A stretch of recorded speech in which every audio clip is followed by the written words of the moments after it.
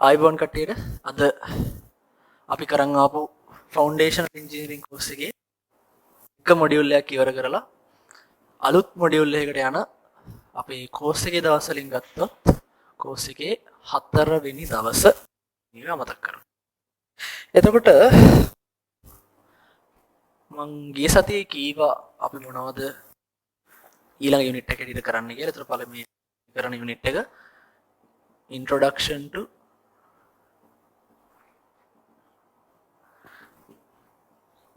electrical engineering.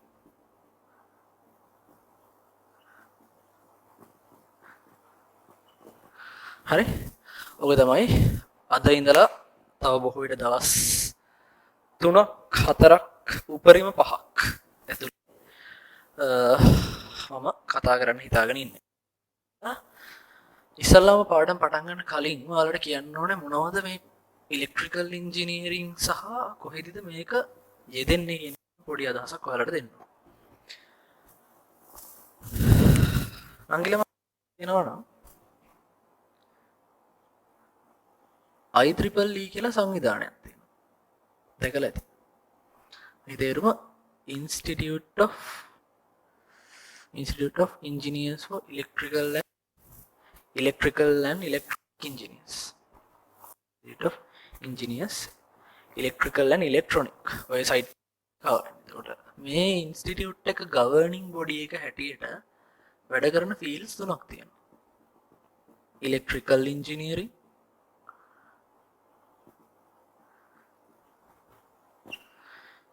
Electronic engineering,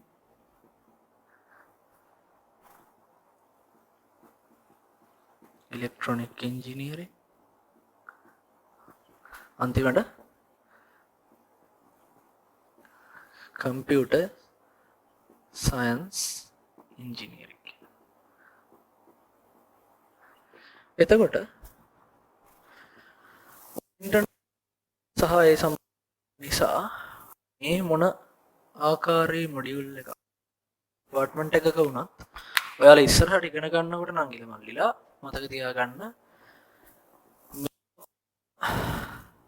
මේ මොන department එකේ වුණත් ඔයාලට මම මේ අද කතා කරන්න යන ඉලෙක්ට්‍රිකල් ඉන්ජිනියරිං වල මූලික සංකල්ප introduction to electrical engineering කියන සෙක්ෂන් එක වැදගත්. ඒ හැර ඔයාලා සිවිල් ඉන්ජිනියරිං කරත් මේ වගේ යම් කොටස් යම් ආකාර වලින් සම්බන්ධ වෙයි. කොහෙ ගියත් මේ ෆීල්ඩ් එකේ හිටියත් හැබැයි මූලික වශයෙන් ඔයාලට ඉස්සරහට ඉගෙන ගද්දී ඉලෙක්ට්‍රිකල්, ඉලෙක්ට්‍රොනික හෝ කම්පියුටර් කියන අතිශය වැදගත් වෙන කොටසක් තමයි මේ මාසය තුළ අපි කරන්න හිතාගෙන ඉන්නේ. හරි. මේකෙදී අපි පාඩම මේක අපේ යුනිට් 2 නේ මම 2 කියලා තියාගන්න. යුනිට් 2 එක කවර් කරනවා කොටස් තුනක්. බේසික් DC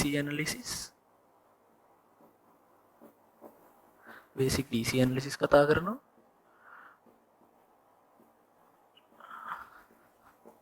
transient analysis කතා කරනවා. අන්තිමට basic AC analysis කතා කරනවා. මෙතන එනවා කියලා කිව්වනේ. ඒකෙන් මෙන්න මේ කොටස තියරි කොටසක්. full option තියරි කොටසක්. හරි? full option තියරි කොටසක්. ඒ කියන්නේ සම්පූර්ණයෙන්ම තියරි තියෙන. කියන එකක් ලකුවට නෑ. එතකොට මේකේ උගන්වන තියරි පාවිච්චි කරලා මේ දෙක applications එහෙම නැත්නම් යෙදීම් කියනවා. මේක ගුණ මූලික සෛද්ධාන්තික කරුණු පාවිච්චි කරලා ගණන් හැදීමක් තමයි කරන්නේ. හරි. එතකොට මම බලාපොරොත්තු වෙනවා මේ වීඩියෝ එකෙන් මේ basic DC analysis කියන කොටස සම්පූර්ණයෙන් කවර් කරලා ඉවර කරන්න. එතන හම්බ වෙන බහුතරයක් ඔයාලදී ඉගෙනගෙන ඉවර කරපුවා.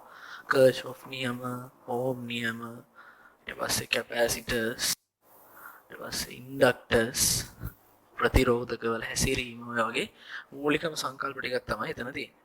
හරි. අපි ඒඩියට ටට් ගාලා කියගෙන යමු. ඔයාලට නෝට් එක දෙන්නට හම්බ වෙලා ඇති අතට. එතකොට නෝට් එකේ printed copy තියෙන රටේ තියෙන වාතාවරණයත් එක්ක මට print කරගන්න වාතාවරණයකුත් නැහැ සහ print කරන එක ඔයාලට ගන්න වාතාවරණයකුත් නැහැ. නිසා දැනට මං ගාව අතේ තියෙන මම අතින් ලියපු නෝට් එකක් මම ඒක පාවිච්චි කරන්නම්. ඔයාලට නෝට් එකේ PDF එකක් group මේ වෙද්දි හම්බෙලා ඇති. මේ දවස්වල තියෙන ප්‍රශ්නයක් හින්දා මේ දෙයක් කියන්න ඕනේ. දෙගත් දෙයක්. මේ ඔයාලා මේ දවස්වල හිතනවා ඇතිනේ මොකද්ද දාන කියලා. මේ දවස්වල අවස්ථාවල තියෙනවනේ ජූනි 11 වෙන කලින් ඔයාලට කැම්පස් එක සිලෙක්ට් කරලා ඉවර කරන්න ඕනේ. ඒක නිසා මම හිතුවා ඒ ගැන විනාඩි 5ක් විතර ගන්නවා ඔයාලගේ කාලෙන්. මෙහෙමයි. දැනට ලංකාව ඇතුලේ කැම්පස් ගොඩක් තියෙනවා. ඒ වගේම පේරාදෙණිය කොළඹ. මේ කැම්පස් බොහොම පරණ සෑහෙන කාලයක් තිස්සේ පැවතගෙන ඉන්න ලොකු පරණ ශිෂ්‍ය සංඛ්‍යාව ගොඩාක් ඉන්න ලොකු කැම්පස්.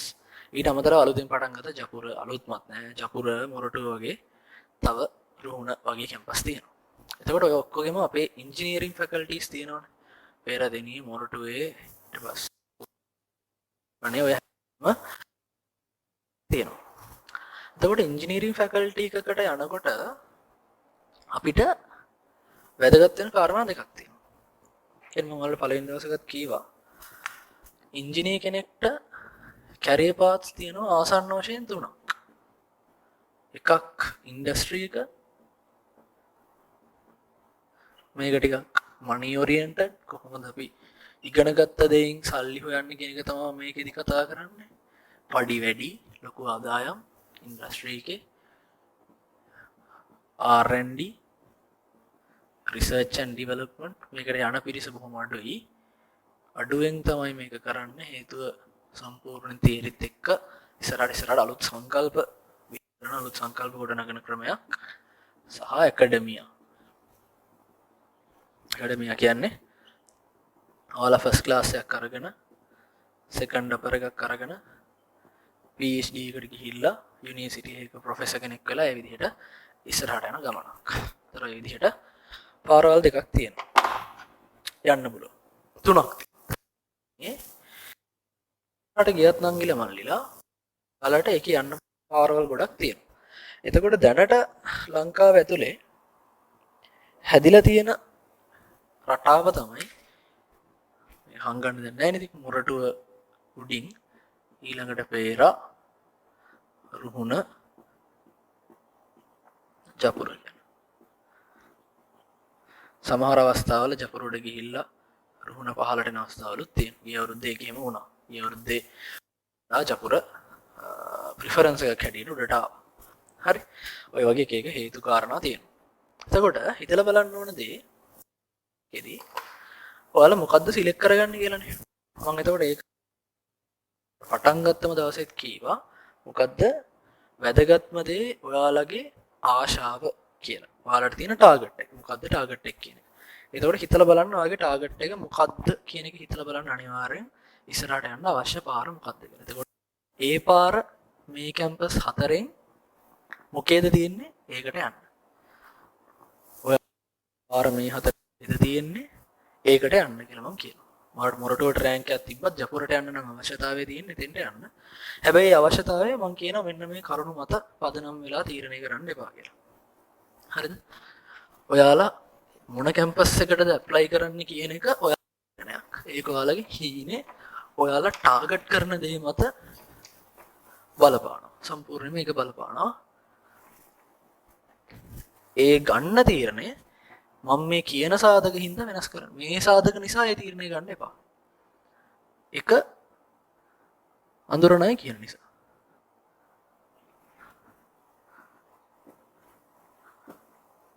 හරි. ඔයාගේ හොඳම යාළුවෝ දෙන්නම මොරටුවට සිලෙක්ට් වෙලා ඔයාට පෙරදින යන්න නම් අවශ්‍යතාවය තියෙන්නේ. එහෙම කියලා දාන්න එපා. මේක මූඩ තීරණයක්. අම්මලා තාත්තලා කියන හින්දාවත් වෙන කවුරුත් කියන හින්දාවත් තීරණය කරන්න යන්න එපා. ඔයාට හොඳටම ගැලපෙන දේ තෝරන්න. මේක තීරණයක් කරගන්න. මේක උදව්වක් කරගන්න මේ තීරණයට. හැබැයි මේක අත්‍යවශ්‍ය සාධකයක් කරගන්න යන්න එපා. දෙක ඇකඩමික් වලට තියෙන බය. ඒ කියන්නේ දැන් ඔයා සෙකන්ඩ් ෂයි හරි තර්ඩ් ෂයි හරි කරපු කෙනෙක් නම් ඔයාට හිතෙනවා ඇති ආ රෑන්ක් මට පෙරදින යන්න පුළුවන් රෑන්ක් එකක් තියෙනවා. හැබැයි පෙරදින ඉන්නේ සාපේක්ෂව ටිකක් වැඩ කරන හොඳට වැඩ කරන අයනේ. ජපුර දාලා ජපුරේ ගිහිල්ලා හොඳ රෑන්ක් එකක් දාලා බැච් ටොප් කෙනෙක් වෙලා ඉස්සරහට යනවා. අන්න ඒ වගේ මෝඩ තීරණයක් ගන්න එපා. ඒක ගන්න පුළුවන් ලෝකේ තියෙන මෝඩම තීරණ. ඒ ඔයාට හොඳ තමන්ට මම කියන්නේ ඉන්ජිනියරින් හතර වෙනස් කියලා. හැබැයි මොකක් හරි දැනට තියෙන හේතුවක් උඩනේ ඔය පිළිවෙල හැදිලා තියෙන්නේ. ඒතකොට ඒ පිළිවෙලින් ඔයාට යන්න තියෙන හොඳම එකට නොයා ඊට එකක් අඩුවෙන් යන්න හේතු ඔයා තෝරගන්නේ. වැඩ කරන්න තියෙන බය නම් ඔයා ගන්න ජීවිතේ මෝඩම තීරණය ගත්ත වෙනවා. එහෙනම් මේක තීරණය හේතුවක් කරගන්න යන්න එපා. ඊළඟ එක රිලේෂන්ෂිප්ස් තියෙනවා නම් ඔයාලගේ දැනට හිතන්නකෝ ඔයාගේ හිතන්නකෝ යන් ළමෙක් ඉන්නවා කියලාද? මෙයා දැන් මේ පාර අපි හිතමු මොරටු යන්න රෑන්ක් එකක් තියෙනවා කෙනෙක් කියලා. මෙයාගේ අනිත් එක්කෙනා ඉන්නවා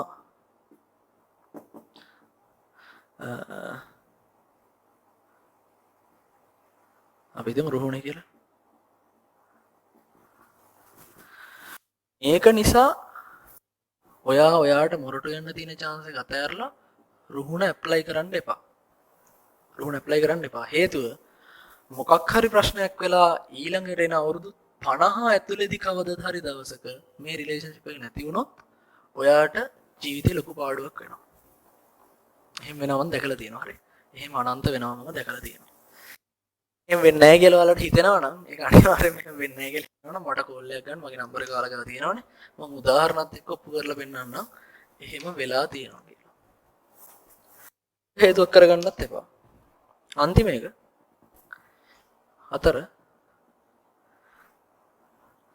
ජීවිතේ විඳිනවා කියලා යන කට්ටියක් ඉන්නවා. කට්ටියක් ඉන්නවා දැන් මට නොය වැඩ අඩු වෙයි. එහෙම වුණොත් මට ජීවිතේ විඳ හැකියි. ජපුරේ සාමාන්‍යයෙන් 6කට එකක් විතර ගෑනු ළමයි ඉන්නවා.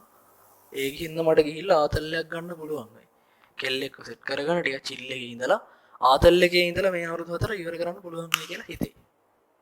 එහෙම එපා. හරි. ඒ වගේ මේ තීරණ හතර මේ හේතු හතර ඔයාලා 11 වෙනිදා ගන්න තීරණයට බලපෑමක් කරොත් ඒක ගන්න පුළුවන් මෝඩම තීරණ. මෝඩම තීරණයක්. දැන් එකක් හරි කරන්ස් එක වෙනස් කරනවා නම් මේක තේරුමක් ඇති දෙයක් නෙමෙයි. හේතුව ඔයාලා මොනවා කරත් නංගිලා මල්ලා ඔය අවුරුදු 4ට ගෙනිස්. ඒ ලෙවල් ගුරුවරු කියන්නේ නැති කැම්පස් ගියාම ජීවිතේ ගොඩ කියලා. ජීවිතේ ගොඩ. හැබැයි කැම්පස් එකකින් එළියට ආවට පස්සේ ලොකු ගමනක් යන්න තියෙනවා වෙනම. ඒක වෙනම කතන්දරයක්. කැම්පස් එකට වෙනස්. ඒක නිසා හරිම තීරණය ගන්න වැරදි තීරණයක් අද ගත්තොත් සමහර විට තව අවුරුදු 10කින් ඒක ගැන පසුතැවෙන අවස්ථාවක් ඔයාට එන්න පුළුවන්. ඊළඟට මම කියන්න ඕන දේ මොන මොඩියුල් එකද කරන්නේ මොන ඩිපාර්ට්මන්ට් එකටද යන්නේ මම ඉලෙක්ට්‍රිකල්ද කරන්නේ මම සිවිල්ද කරන්නේ මෙකැනිකල්ද කරන්නේ කියලා හිතන්න යන්න එපා. ඒක කිසිම තේරුමක් නැහැ. හේතුව ඔයාලා ඔය ඩිපාර්ට්මන්ට් එකකවත් උගන්වන්න දින ලෙක්චරර්ස්ලා ගැන දන්නෙත් නැහැ. එයාලා කොච්චර හොඳට උගන්වනවද කියලා දන්නෙත් නැහැ. ඒ විෂය ඔයාලා අහලා තියෙන විදිහට හොඳයි කියලා විතරයි ඔයාලා දන්නේ. උදාහරණයක් මම මගෙන් අහන්න මේ ප්‍රශ්නේ. පේරාදෙනී උඩින්ම තියෙන්නේ මොකද්ද ඩිපාර්ට්මන්ට්? රටස් ගාල උත්තරයක් කියවලුවට උඩින්ම තියෙන ඉලෙක්ට්‍රිකල් ඇන්ඩ් ටොනික් ඩිපාර්ට්මන්ට් එක කියලා. හැබැයි ඇත්තට මේක එහෙම නැහැ. හරිද? ඉලෙක්ට්‍රිකල් ඇන්ඩ් ටොනික් එක තියෙන දෙකට. ඒ වගේ පොඩි සියුම් දේ රංගිලම අරගෙන කැම්පස් එක ඇතුළට ගිහිල්ලා ඔයාලට සෙමෙස්ටර් එක ඔයාලට හම්බ වෙනවා ෆීල්ඩ් එකක් තෝරන්න. මොකේටද යන්නේ කියලා තෝරන්න කාලයක් එනවා. එදාට ඔය හිතන දේවල් හිතන්න මම ඉලෙක්ට්‍රිකල්ද කරන්නේ ටොනික්ද කරන්නේ සිවිල්ද මෙකැනිකල්ද ඒවා එදාට. දැන් හිතන්න ඕනේ ඒක නෙමෙයි. මොකද්ද මට හොඳටම ගැලපෙන කැම්පස් එක. මොරටු යන්න තියෙන කෙනෙක් නම් මොරටු යන්න.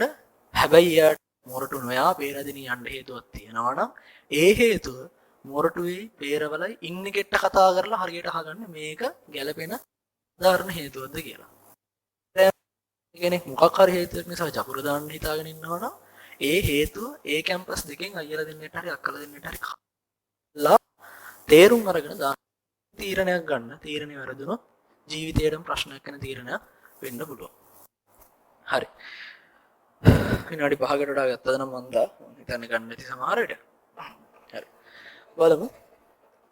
අද අපි කතා කරන්න යන්නේ බේසික් ඇනලිසිස්. ඒක කතා කරලා ඉවර කරන්න මම උපරිම උත්සාහය දරනවා. එතකොට එන්න පළවෙනි පිටුවට ටියුට් එකේ බේසික් DC සර්කිට් ඇනලිසිස් කියලා දාලා තියෙන මාතෘකාව. ඉන්ට්‍රොඩක්ෂන් එක මම කියවන්නම්. Electrical engineering mostly on how DC circuits work and the fundamental theories about DC circuit elements and circuits. සරල දෙයක් කියනවා. මොකද්ද කියන්නේ? DC circuits බහුතරයක් වැඩ කරන්නේ DC components, basic components එහෙම නැත්නම් basic DC elements කියන්නේ resistors වලටයි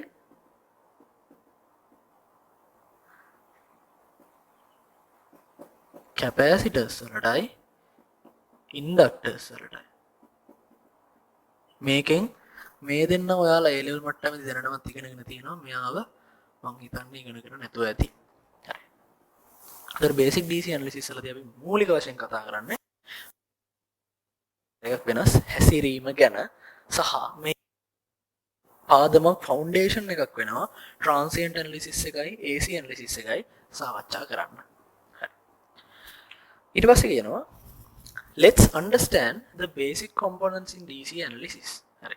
DC analysis වල ඉස්සෙල්ලාම අඳුරගමුලු මොනවද? හරි. පළවෙනි එක දීලා දෙනවා current. current කියන්නේ මොකද්ද? ධාරාව. ධාරා විද්‍යුත් කියලා පාඩමක් මම ලේලෙල ඉගෙන ගත්තානේ. ධාරාව. මොකද්ද ධාරාව කියන්නේ? මේට හරි පිළිවෙලට තේරුම් ගන්න. හරි. ධාරාව කියන්නේ මොකද්ද? මේක සන්නායක දණ්ඩක් නම් මේ සන්නායකේ හරහා මොනවද චලනය වෙන්නේ? ආරෝපණ චලනය වෙනවනේ. ආරෝපණ වලට අපි නමක් දෙනවා charges කියලා. හරි. charges කියලා නම. ආරෝපණ චලනය වෙනවා. ආරෝපණ වාහනය වෙනවා. ඒ වාහනය වෙද්දී මේක හරස්කඩ වර්ගඵලයක් නේ. අපි කියනවා ධාරාව සමානයි ආරෝපණ ගලා යෑමේ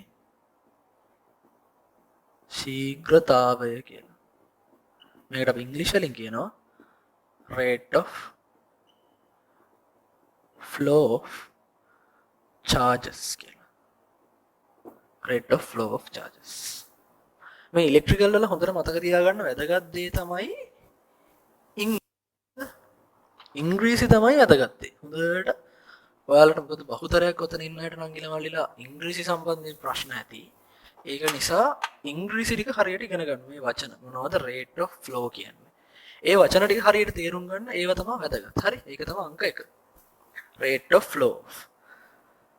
ආරෝපණ චලනය වීමේ ගලා යාමේ ශීඝ්‍රතාවයට අපි කියනවා ධාරාව කියලා. එතකොට ඒක අපි අවකලනය පාවිච්චි කරලා ලියනවා I සමානයි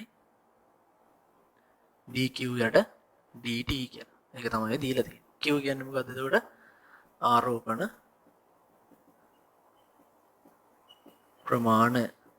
එතකොට අපිට සරලව තේරෙනවා මේක ඒකක කූලෝම් තප්පර වලට එන්න ඕනේ. අපි ඔකට නමක් දෙනවා වෙනවට ඇම්පියර් කියලා.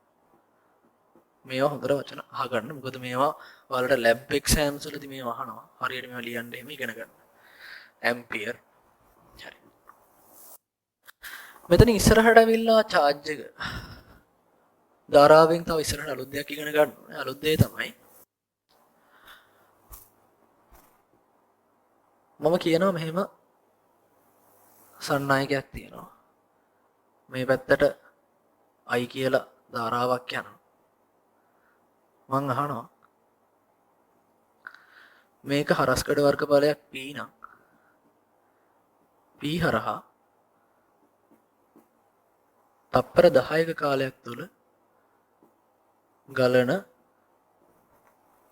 ආරෝපණ ප්‍රමාණය හොයන්න කියලා.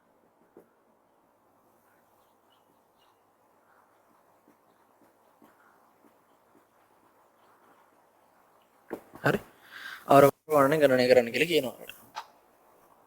සරල ගානක් හරි. ඔයාලට තේරෙනවා? ඔය I කියන කෙනා නියතයි නම් I කියන කෙනා කාලයක් ඉස්සෙන් කෙනෙක් නම් අපිට බොහොම ලේසියෙන් දාන්න පුළුවන් එක I වතාවක් T කියලා. හරි? I වතාවක් T කියලා දාන්න පුළුවන්. තේරුණා ඔයාලට ඒක?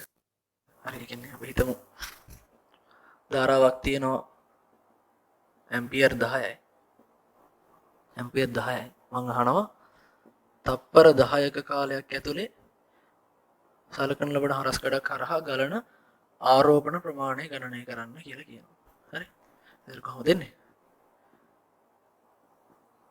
තප්පරයකට නම් කූලෝම් 10ක් යනවා. තප්පර 10කට නම් කූලෝම් 100ක් යනවා. මේක තමයි අපේ උත්තරේ. හරි. එතකොට ධාරාව කියන්නේ මොකද්ද? කරන්ට් එක කියන්නේ මොකද්ද? ආරෝපණ ප්‍රමාණය amount of charge සහ time කාලය කියන දෙන්න අතර තියෙන රිලේෂන්ෂිප් එකක් සම්බන්ධයක්. හරි. ඊට පස්සේ අපිට ඔක අනුපාතයක් හැටියට දක්වන්න පුළුවන්. මේවා බොහොම සරල අර්ථ දැක්වීම. හරි. ඒවා තේරුම් ගන්න එතනින් එහාට ලොකු වට දෙයක් හිතන්න එපා. dq යට dt. මට මේක හරස් ගුණ කරන්න පුළුවන්. dq සමානයි idt. දෙපැත්තම අනුකලනය කරපුවම මට උත්තරේ එනවා q සමානයි 0 බිංදුව ඉඳලා t කාලයක් දක්වා idt කියන. ඒතර මේකේ උත්තරය අපිට එනවා. මෙතන i එළියට එනවා. i නියතයි නම් simple t වතාව බිංදුව ඉඳලා t වෙනකන්. හරි. හැබැයි හිතන්න i නියතයි කියලානේ මම මේ අරන් තියෙන්නේ. මේක අරන් තියෙන්නේ i නියත විට. i නියත විට මේක අරන් තියෙන්නේ. හැබැයි I කියන කෙනාව I කාලය ඇසුරෙන් සමීකරණයක් ආශ්‍රයෙන් දක්වන්න පුළුවන් වුණොත් මේක වළංගු වෙන්නේ නැතුව යනවා. එතකොට මට මේක මෙහෙම කිව්වොත් තව චුට්ටක් සැර වැඩි කරොත් මේකේ එතකොට මේ කාලය එක්ක විචලනය වෙන ධාරාවන් ඉන්නවද? කාලයට සාපේක්ෂව කියන්නේ නිකන් සාමාන්‍ය අපි A level වල ඉගෙන ගත්ත නියත ධාරාවක් නේ අපි 3i ඇම්පියර් වගේ උත්තරයක් අරන් ඉරි ගැහුවානේ. මේක 3i t වර්ග ධන 2i t ධන 1i වගේ එකක් ලියුවේ නෑනේ අපි කවදාවත්. එහෙම ලියුවේ නෑනේ ධාරාවට. හැබැයි එහෙම වෙන්නත් පුළුවන්. හරි. ධාරාව කාලයේ විචලනය කාලයට සාපේක්ෂව විචලනය වෙන රාශියක් වෙන්නත් පුළුවන්. හරි. එතන මේක අනුකලනය කරොත් වෙන්නේ q සමානයි මේක මෙහාට ගියා ඒක අනුකලනය වෙනවා. එතන මේ පැත්තේ ඉන්නේ බිංදුවේ ඉඳලා t වෙනකම් it dt. හරිද? එතකොට ඔයාලා මතක තියාගෙන ඉන්න ඕනේ මෙන්න මේ සමීකරණය. මේක තමයි වැදගත් දේ. අපි නිකන් සාමාන්‍ය තේරුමින් ගන්නවා ආරෝපණ ප්‍රමාණය ධාරාව වතාවක් කාලයෙන් ගන්න පුළුවන් කියලා. මෙහෙම ගන්න පුළුවන් කොහෙද විතරයිද? i නියතයි නම් විතරයි. i නියත විට පමණි. එතකොට අපි අලුතින් ඉගෙන ගන්න දේ I නියත නැත්තම් I කාලයට සාපේක්ෂව වෙනස් වෙන ශ්‍රිතයක් නම් ඒක අපි ගන්නේ අනුකලයක් දාලා මේ විදිහට. ඒතර මේ සමීකරණය ඔයාලා highlight කරලා තියාගන්න මතක තියාගන්න ඕනේ නැහැ. එහෙනම් මතක තියන්න තේරුමක් නැහැ. ඒක මේ වෙලාවේ අත්‍යවශ්‍ය දෙයක් වෙන්නේ නැහැ. ඔයාලට එම් එකක් ලං වෙද්දි PDF එක බලලා හරි. මෙන්න මෙහෙමයි ආරෝපණ ප්‍රමාණය හොයාගන්න කියලා මතක තියාගන්න ඔළුවේ තිබ්බනම් ඇති. මේක ලොකුවට පාවිච්චි වෙන අතිශය වැදගත් සම්බන්ධයක් නෙමෙයි. හරි. මේ මූලිකම එකෙත් මූලික ඒවා එච්චරම තේරුමක් නැහැ. හැබැයි තේරුම මතක තියාගෙන ඉන්න ධාරාව කියන්නේ මොකද්ද? dq යට dt අපි දෙපැත්තම අනුකලනය කරලා දානවා. අපිට ආරෝපණ ප්‍රමාණය එනවා. හරි. ඊළඟ මාතෘකාවට යනවා ඉලෙක්ට්‍රෝමෝටිව් ෆෝස්. මේ වගේ වචන ටික ඉගෙන ගන්න තේරුම ඉගෙන ගන්න. එච්චරයි. හරි. මම පැහැදිලි කරන් යනවා. ඉලෙක්ට්‍රෝමෝටිව් ෆෝස්. ඉලෙක්ට්‍රෝමෝටිව් ෆෝස් වලට සිංහලෙන් කියන්නේ විද්‍යුත් ගාමක බලය කියලා. අපි නෝ උරක් දෙනවා E කියලා. සාමාන්‍යයෙන් විද්‍යුත් ගාමක බලය අපි කරන්නේ ප්‍රභවයන් සඳහා. ප්‍රභවයකට තමයි අපි E කියලා විද්‍යුත් ගාමක බලයක් අර්ථ දක්වන්නේ. ඊට අමතරව මේ ප්‍රභවයෙන් එළියට ධාරාවක් ඇදිලා එනකොට ප්‍රභවයෙන් එළියට ධාරාවක් ඇදිලා එනකොට හිතන්න මේක හරහා මම පරිපූර්ණ වෝල්ට් මීටරයක් සම්බන්ධ කරනවා කියලා. පරිපූර්ණ වෝල්ට් මීටරයක් සම්බන්ධ කර පරිපූර්ණ වෝල්ට් මීටර මේවා සොළු දේවල් හරි ඒ ලෙවල් එක උගන්නලා තියෙන්නේ. එළියට ඇදෙන ධාරාව බිඳුව වෙලාවේදී එළියට ඇදෙන ධාරාව බිඳුව වෙලාවේදී ප්‍රභවය හරහා පරිපූර්ණ වෝල්ට් මීටරයක් පරිපූර්ණ වලට කියනවා අයිඩියල් කියලා. අයිඩියල් එකක් කනෙක්ට් කරොත් මේ අංකයේ රීඩින් එක හැම වෙලෙම කවුද? කැපිටල් ඊම වෙනවා. කැපිටල් ඊම වෙනවා. හැබැයි ගත්තේ එළියට ඇදෙන ධාරාව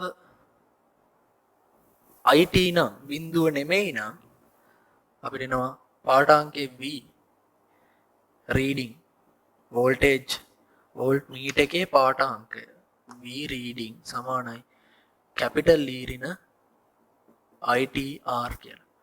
මේ R කවුද?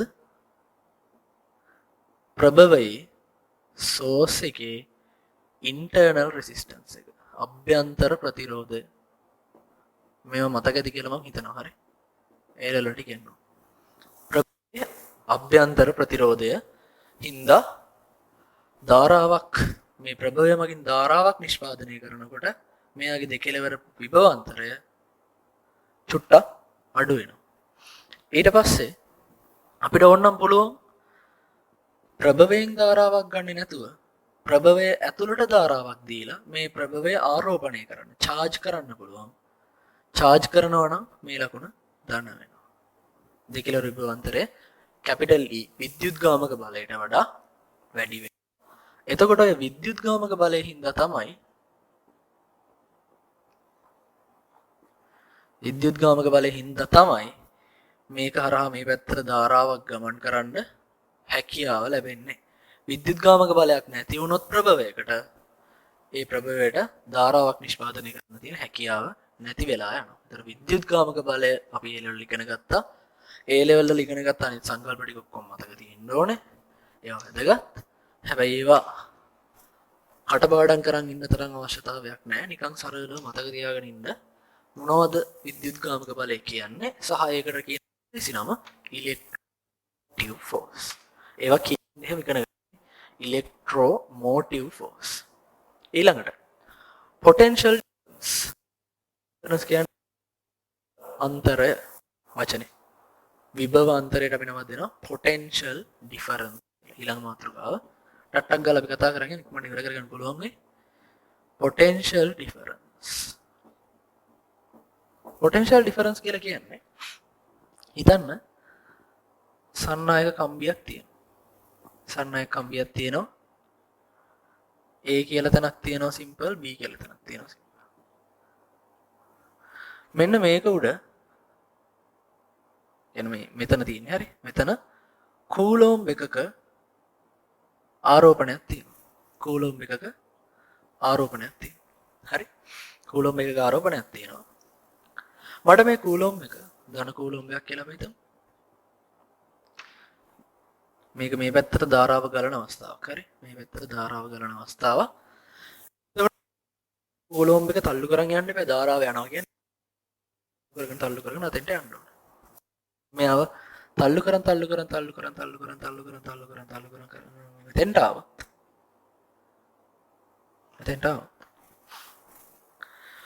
මම නෙමෙයි මේක සම්බන්ධ කරලා තියෙන ප්‍රභවයක් තියෙනවනේ මොකක් හරි.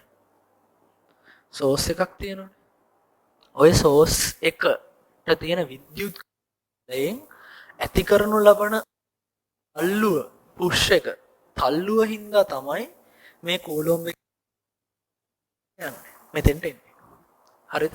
ඒ කියන්නේ කූලොම් එකේ ආරෝපණය මෙතන ඉඳලා මෙතෙන්ට එන්න මේ ප්‍රභවය මගින් යම් කිසි කාර්යයක් කරන්න ඕනේ. කාර්යයට අපි ඉංග්‍රීසියෙන් කියනවා work කියලා. කාර්යයට අපි ඉංග්‍රීසි නමක් කියනවා work කියලා.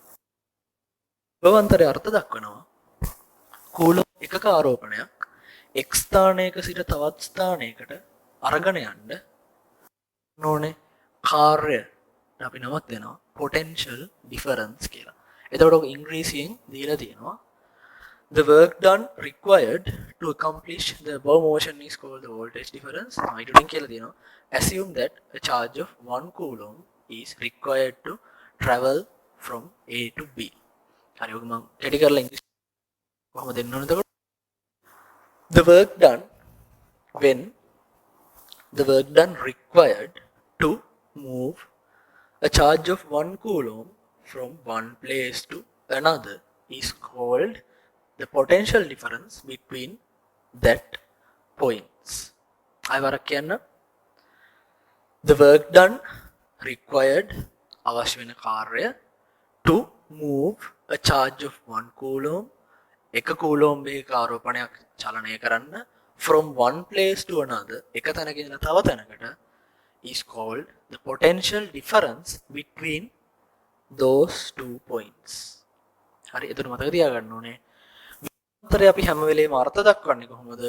ලක්ෂ දෙකකට සාපේක්ෂව. ලක්ෂ දෙක තැන් දෙකකට සාපේක්ෂව තමයි අපි විභවාන්තරය කියන කෙනාව potential difference කියන කෙනාව අර්ථ දැක්වීම කරන්නේ. හරි. power කියන්නේ කවුද? කියන්නේ තියර නෙමෙයි ක්ෂමතාව. power ක්ෂමතාව. හරි. හිතන්න A B මේක සන්නායක කම්බියක්. සන්නායක කියන්නේ conductive කියලා අපි නමක් දෙනවා. conductive කියන්නේ සන්නායක කම්බියක් තියෙනවා. මේ හරහා IT කියලා ධාරාවක් ගන්නවා. IT කියලා ධාරාවක් ගන්නවා. power කියන කෙනාව තමයි අපි අර්ථ දක්වන්න යන්නේ. power අපි දැන් මේ ඔක්කොම අවකලනය භාවිතා කරලා තමයි හදන්නේ. හරි. power කියන්නේ කවුද? ක්ෂමතාවය කියන්නේ කවුද? කාර්ය කිරීමේ ශීඝ්‍රතාවය. the rate of work done killing මුල මම හිතන්නේ ඒක දීලා දිනවා rate of doing work in an electrical circuit. එයාට තමයි අපි power කියන්නේ. rate of doing work. අපි කියනවා power කියලා. එතකොට අවකලනයේ භාවිතයක් හැටියට දුවත් අපිට ඉන්නේ rate of work done නේ. එතකොට කාර්ය අපි අවකලනය කරන්න ඕනේ කාලය කියන විශේෂයෙන්. කාලය කාර්ය කියන කෙනාව අවකලනය with respect to time we need to differentiate work done. ඒක එහෙම තමයි ඉංග්‍රීසි. we need to differentiate work done with respect to time. ඔය විදිහට තමයි ඒකෙන්. හරි. ඊට පස්සේ මට මේක තව පොඩි මොඩිෆිකේෂන් එකක් කරන්න පුළුවන් බලන්න. මේක අපිට හුරු විදිහකට හදාගන්න මම හදන්නේ. මම මේකට චේන් රූල් දානවා. චේන් ප්‍රමේය ඔයාලට ඉගෙනගෙන ඇති. dw මම dq ගෙන් බෙදලා උඩට dq කෙනෙක් දාලා dt මෙතෙන්ට මාරු කරනවා. dq යට dt කියන්නේ කවුද? it ධාරාව. dw යට dq කියන්නේ කවුද? dw යට dq කියන්නේ මේ කියන්නේ මොකක්ද? rate of work per unit charge නෙමෙයි තියෙන්නේ. ඒකක කාර්ය එයාට තමයි අපි කිව්වේ කවුරු කියලා? potential difference. හැබැයි ඒක දාද්දී අපි මේ හිතන්නේ මේ අතර potential difference එක තමයි අපි ගන්න ඕනේ. VAB. හරි. එතන මෙතන මේකට මට ආදේශ කරන්න පුළුවන්. VAB. එතන මේක කෙටි වෙනවා. VAB අතාවක් IT කියලා. හරි. power P. මේක බොහොම සරල දේවල්. හරි. ඔයාලා A level වලදී මේවා ඉගෙනගෙන තියෙනවා. මම පොඩි වෙනසකට වෙන්නේ මේ අවකලන සංගුණකයි ආමනන් ටිකක් එනවා. හැර ලොකු වෙනසක් නැහැ. හරි. ලොකු වෙනසක් නැහැ. power කියන එක කතා කරලා ඉවරයි. ඊට පස්සේ simple A කියන අණු කොටස ඉවරයි. අපේ ඉන්ට්‍රොඩක්ෂන් එක එතන ඉවර වෙනවා. අපි ඒකට කතා කරලා ඉවර කරා. විද්‍යුත්කාමක බලය කියන්නේ කවුද? විභවාන්තරය කියන්නේ කවුද? කොට ඉංග්‍රීසි නම් දුන්නා අපි. ධාරාවට කියව කරන්ට් කියලා. විද්‍යුත්කාමක බලයට කිව්වා ඉලෙක්ට්‍රෝමෝටිව් ෆෝස් කියලා. විභවාන්තරයට කිව්වා පොටෙන්ෂල් ඩිෆරන්ස් එක කියලා. හරි. අන්තිමට ක්ෂමතාවය ගැන කතා කරා. යාට නමක් දුන්නා පවර් කියලා. ඔය ඔක්කොම අර්ථ දැක්වීම් ටික අපි ඉංග්‍රීසි වලින් මම එකේ දාලා තියෙනවා. තායක් නෑ. හැබැයි ওই වචන හරියට අඳුරගන්න මොනවද මේ වචන කියන්නේ කියලා. මොකද මම සිංහලෙන් මේක කරාට ඔයාලට ලෙක්චර්ස් වල ලෙක්චරර්ස්ලා හරියට පැහැදිලි කරලා සිංහලෙන් යාලා කවදාවත් උගන්වන්නේ නැහැ. ඒක දෙයාලාට කාලේ ඇත්තටම වැදගත්. එයාලා මාර ඩයල් ඉන්න කැම්පස් වල හරිද? ඒකෙන් ගියාපම මම වෙයි හිතා ගන්න බැරි තරම් බුද්ධිමත් සුපිරිම ඩයල් ටිකක් ඉන්නවා ඔයාලට උගන්වන්න බලාගෙන. එයාලගෙන් ඉගෙන ගන්න අපි මූලික දේ කරගෙන යන්. ඉංග්‍රීසි ටික මාත් එක්ක හිමින් වචන ටික ඉගෙන ගන්න අතිශය වැදගත්. හරි මේ සබ්ජෙක්ට් එක මගෙන් ඉගෙන ගත්තේ නැතත් කමක් නැහැ. ඉංග්‍රීසි ටික ඉගෙන ගන්න ඒක අත්‍යවශ්‍යයි. හරි. අපි සිම්පල් B කියන අනුමාත්‍රකාවට එනවා. මේක අපිට කතා කරන්න තියෙන්නේ ඕම්ස් ලෝ. මේක ගැන ඇත්තටම කතා කරන්න දෙයක් නැහැ නේ. මම පටස් ගන්න කියලා දාන්නම්. R ප්‍රතිරෝධයක් සම්බන්ධ කරලා තියෙනවා. VS කියලා ප්‍රභවයකට සම්බන්ධ කරලා තියෙන පරිපතයක් සැලකුවොත් මේකේ ධාරාව අයින මම දන්නවා මේක කාලයත් එක්ක විචලනයක් වෙන්නේ නැහැ නේ. ඒකද මම කෙලිමයි කියලා දානවා. මේ ධාරාව අපි දන්නවා අනුලෝම සමානුපාතිකයි ප්‍රභවයේ විභවාන්තරයට. ප්‍රභවයේ අග්‍ර දෙක හරහා ඇති කරන විභවාන්තරයට අනුලෝම සමානුපාතිකයි. ඒතර මේක අපි I සමානයි GVS කියලා දානවා. GVS G ට අපි කියනවා සන්නායකතාව කියලා. හරි. ඉංග්‍රීසි වලින් නම දෙනවා conductance කියලා. conductance ඉංග්‍රීසි වලින් නමක් දෙනවා. ඊට අමතරව මේක හරස් ගුණ කරලා අපිට ගෙනියන්න පුළුවන් VS සමානයි RI කියලා. නැත්නම් IR කියලා. හරි. මෙයාට අපි නමක් දෙනවා 1/8G. 1/8G. ඒක ඉංග්‍රීසි වලින් අපි කියන්නේ reciprocal of G කියලා. සිංහලෙන් අපි කියන්නේ 1/8G කියලානේ. ඒක ඉංග්‍රීසි වලින් කියන්නේ reciprocal of G. මෙයාට අපි නමක් කියනවා resistance කියලා. මේවා මූලිකම සංකල්ප. හරි. ඕම් ප්‍රමේය, ඕම් නියමයේ සමානුපාතික නියතයයි සමානුපාතික භාවය අයින් කරනවා. සමානුපාතික නියතේ G දාලා G ට අපි නම් ලින්ක් කරන conductance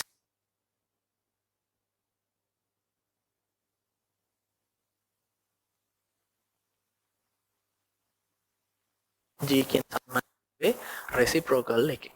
මේක මචන මතක තියාගන්න මොනවද වැදගත් දේවල් කියලා. ඒ ඔක්කොම නෝට් එකක් හැටියට දීලා තියෙනවා. හරි. එච්චර එතන ඉහට ලොකු තේරුමක් නැහැ. නිකන් කියලා දාන්න අල්ල තේරෙයි. සිම්පල් B අනුමාත්‍රකාව ඉවරයි. ඉලෙක්ට්‍රිකල් වල තනිකර රංගිලා මල්ලිලා වචන තියෙන්නේ. හරි. ඉංග්‍රීසි තමයි ඉගෙන ගන්න ඕනේ. ඉංග්‍රීසි පුළුවන් නම් සාමාන්‍ය ඉලෙක්ට්‍රිකල් මොඩියුල් පුළුවන් වෙනවා. අපේ කැම්පස් එකේ නම් එහෙමයි. ඉංග්‍රීසි පුළුවන් වුණ කෙනෙක්ට පොඩ්ඩක් වැඩ කරොත් හරියට තියරි ටික හරියට අහගෙන හිටියොත් ඉලෙක්ට්‍රිකල් මොඩියුල් ටික ගේමක් ගහ ගන්න පුළුවන්කම තියෙනවා. හරි. C basic circuit elements and their properties.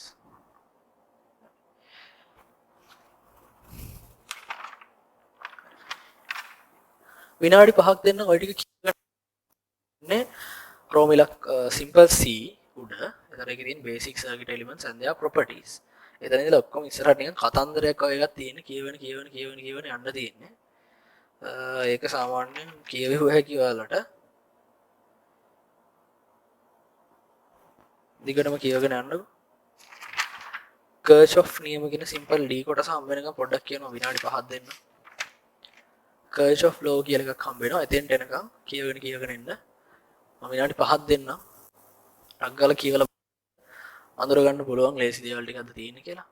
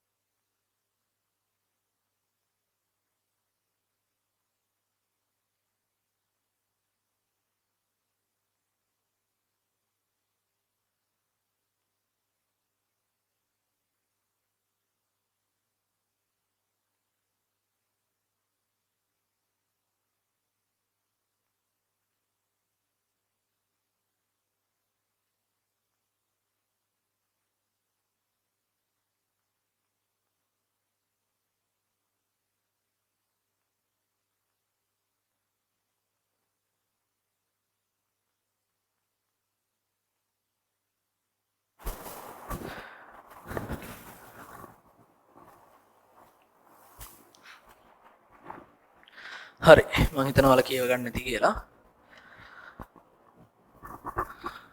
කියවගෙන යන්න මාත් එක්ක. When considered the energy generation, there are two types of electrical elements. ශක්තිය නිෂ්පාදනය කිරීමේ ක්‍රියාවලිය සලකනකොට electrical elements තියෙනවා. active elements කියලා කට්ටියක් ඉන්නවා. passive elements කියලා කට්ටියක් ඉන්නවා. මේක electrical elements බෙදන ක්‍රමවේදය. electrical elements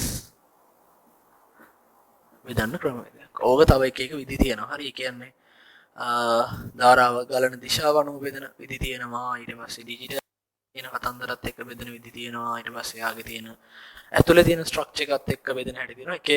එකකට එකක් වෙනස්. ඒකට අපි කියන ක්ලාසිෆිකේෂන් ටෙක්නික්ස් කියලා. වෙන් කරලා හඳුන ගන්න පුළුවන් ක්‍රම.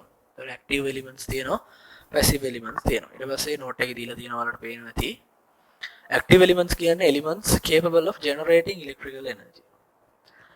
විද්‍යුත් ශක්තිය දීමේ හැකියාවක් තියෙන අයට කියනවා අපි ඇක්ටිව් එලිමන්ට්ස් කියලා. උදාහරණයක් කිව්වොත් ඩ්‍රයි සෙල් එකක්.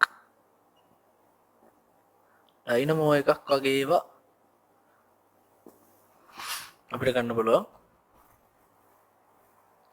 electrical element එකක්. ඒවා voltage sources. voltage කියන්නේ විභවාන්තර නිෂ්පාදනය කරන්නේ. එයාලා කාලයත් එක්ක විභවාන්තරය වෙනස් කරන්නේ නැහැ. හැබැයි ධාරාව අඩු වෙනවා බැටරි පහිද්දී. ඊට පස්සේ current sources තියෙනවා. ධාරා ප්‍රභව තියෙනවා. ඒක හරියට තේරුම් ගන්න. හරි ඒකම පොඩි දෙයක් කියන එක අහගන්න. දැන් බැටරි එකක් ගත්තොත් මේක බහිනවා කියලා වෙන්නේ බැටරි එක වෝල්ටේජ් සෝස් එකක් නේ. ඒතර බැටරි එක බහිනවා කියලා වෙන්නේ මෙයාගේ අග්‍ර දෙක හරහා තියෙන විභවාන්තරය වෙනස් වෙනවට වඩා ඒ විභවාන්තරය එහෙමම තියෙද්දි එළියට ගන්න පුළුවන් ධාරාව තියෙනවනේ. ධාරාව තමයි බහින්නේ. ඒක තමයි වෝල්ටේජ් සෝස් එකක් කියන එකේ තේරුම. කරන්ට් සෝස් එකක් වුණා නම් මෙයා කරන්ට් සෝස් එකක් වුණා නම් බහිනවා කියලා වෙන්නේ ධාරාව නියතව තියාගෙන දෙකලවර හරහා විභවාන්තරය තමයි අඩු වෙන්නේ. ඒක තමයි දෙකේ වෙනස. හරි. පැසිව් එලිමන්ට්ස් ඕන තරම් තියෙනවා අපිට. resistors ඊට පස්සේ inductors capacitors ඔය වගේ ඕන තරම් කට්ටිය ඉන්නවා. පැසිව් ඒ කියන්නේ ඉලෙක්ට්‍රිසිටි විද්‍යුත් ශක්තිය නිෂ්පාදනය කරන්න ජෙනරේට් කරන්න හැකියාවක් නැහැ. එයාලට පුළුවන් එක්කෝ එයාව අවශෝෂණය කරන්න, එයාව පාවිච්චි කරන්න. ඒකට අපි කියනවා කන්සියුම් කරනවා කියලා. කන්සියුම් කරනවා කියලා කියනවා. එහෙම නැත්නම් ස්ටෝර් කරනවා. උදාහරණයක් කැපැසිටර්ස්. කැපැසිටර් එකක් කරන්න විද්‍යුත් ශක්තිය ගබඩා කරගන්න ඕනේ. ඒතර ඒක ගබඩා කිරීමක් කරන්නත් පුළුවන්. ඒක අවශෝෂණය කරලා ඒක යම්කිසි ක්‍රියාවක් කරන්න පුළුවන්. පැසිව් පැසිව් කියලා වර්ග දෙනවා. හරි.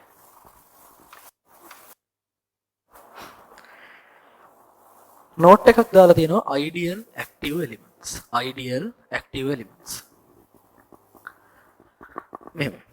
ඒකත් ඔයාලා ඒ ලෙවල් මට කියන්න පරිපූර්ණ ප්‍රභවයක්. ideal active element. පුර්ණ විශයක් ගන්නවා කියලා.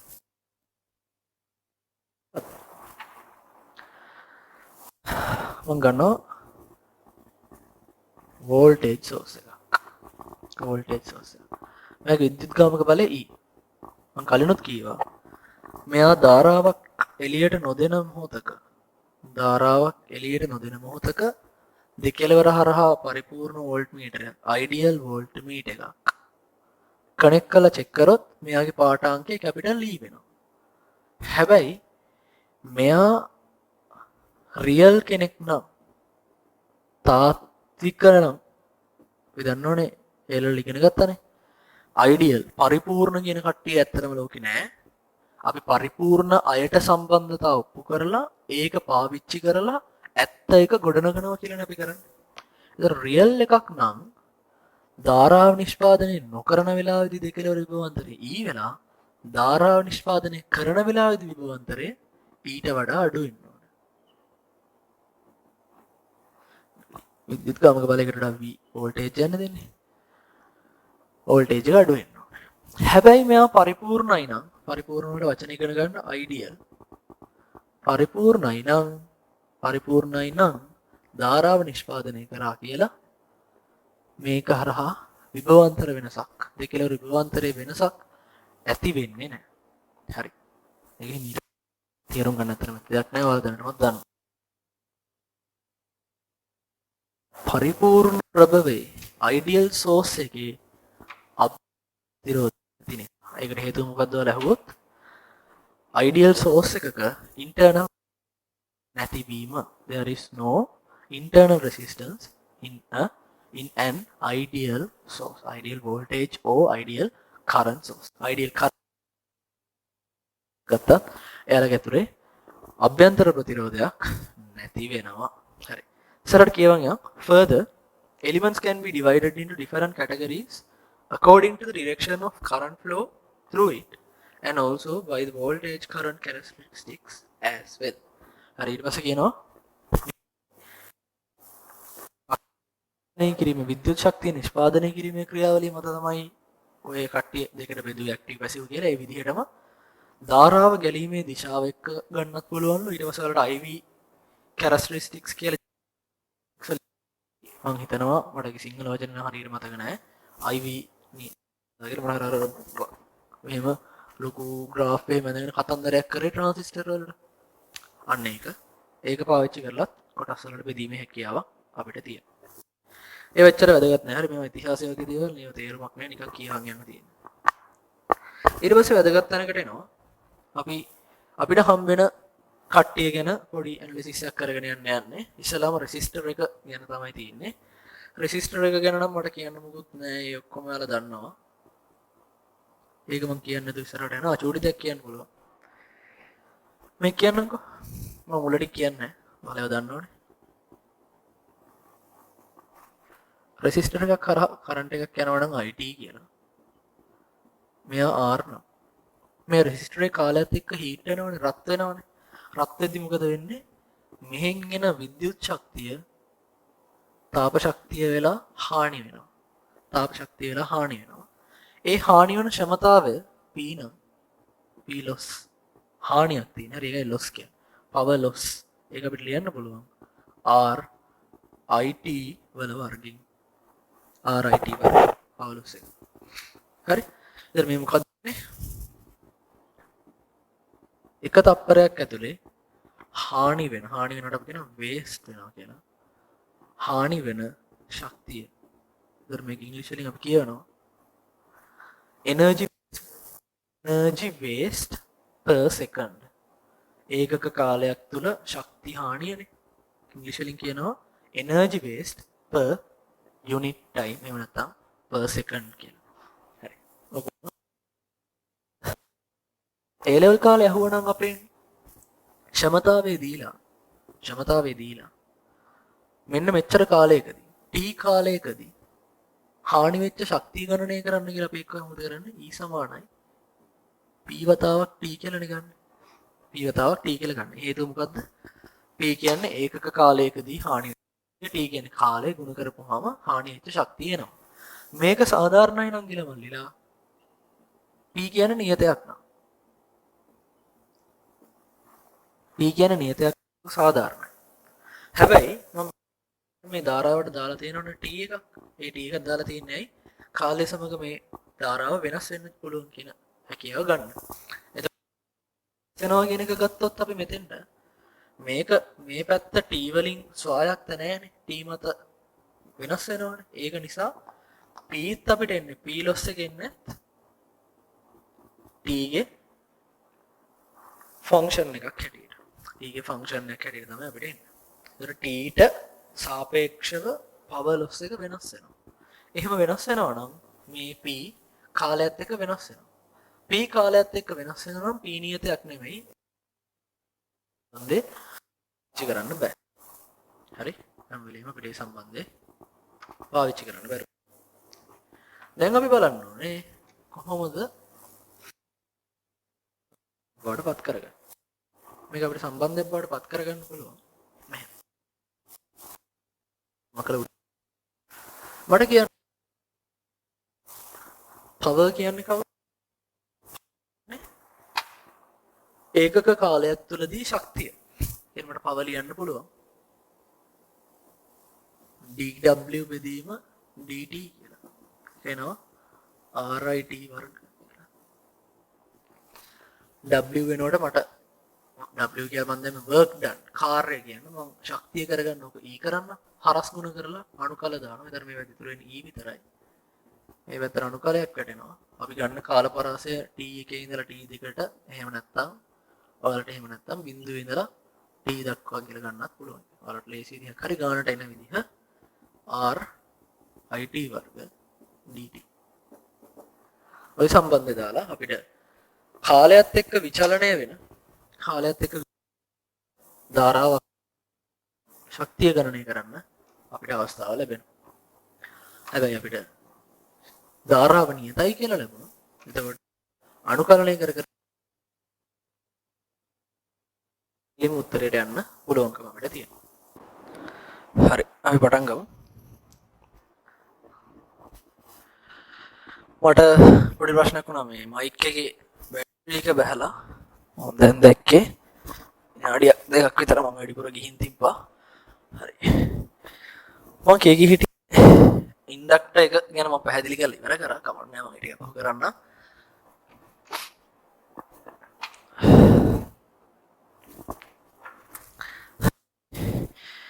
මම කලින් ඉවර කරේ අපිට අදාළ වෙන දෙයක් තිබ්බා ශක්තිය ගණනය කරන සම්බන්ධයේ IT ගේ අණුකලයක් හැටියට තමයි ආවේ. ඒතර මම කීවා අණුකලයක් දක්වන්න අවශ්‍යතාවයක් වෙනදී ගොඩක් වෙලාවට හම්බෙන්නේ නියත ප්‍රශ්නයක් නැතුව හදාගෙන යන්න පුළුවන් කියලා. හරි. ඊළඟට අපි බලමු ඉන්ඩක්ටර් එක කියන්නේ මොකක්ද කියලා.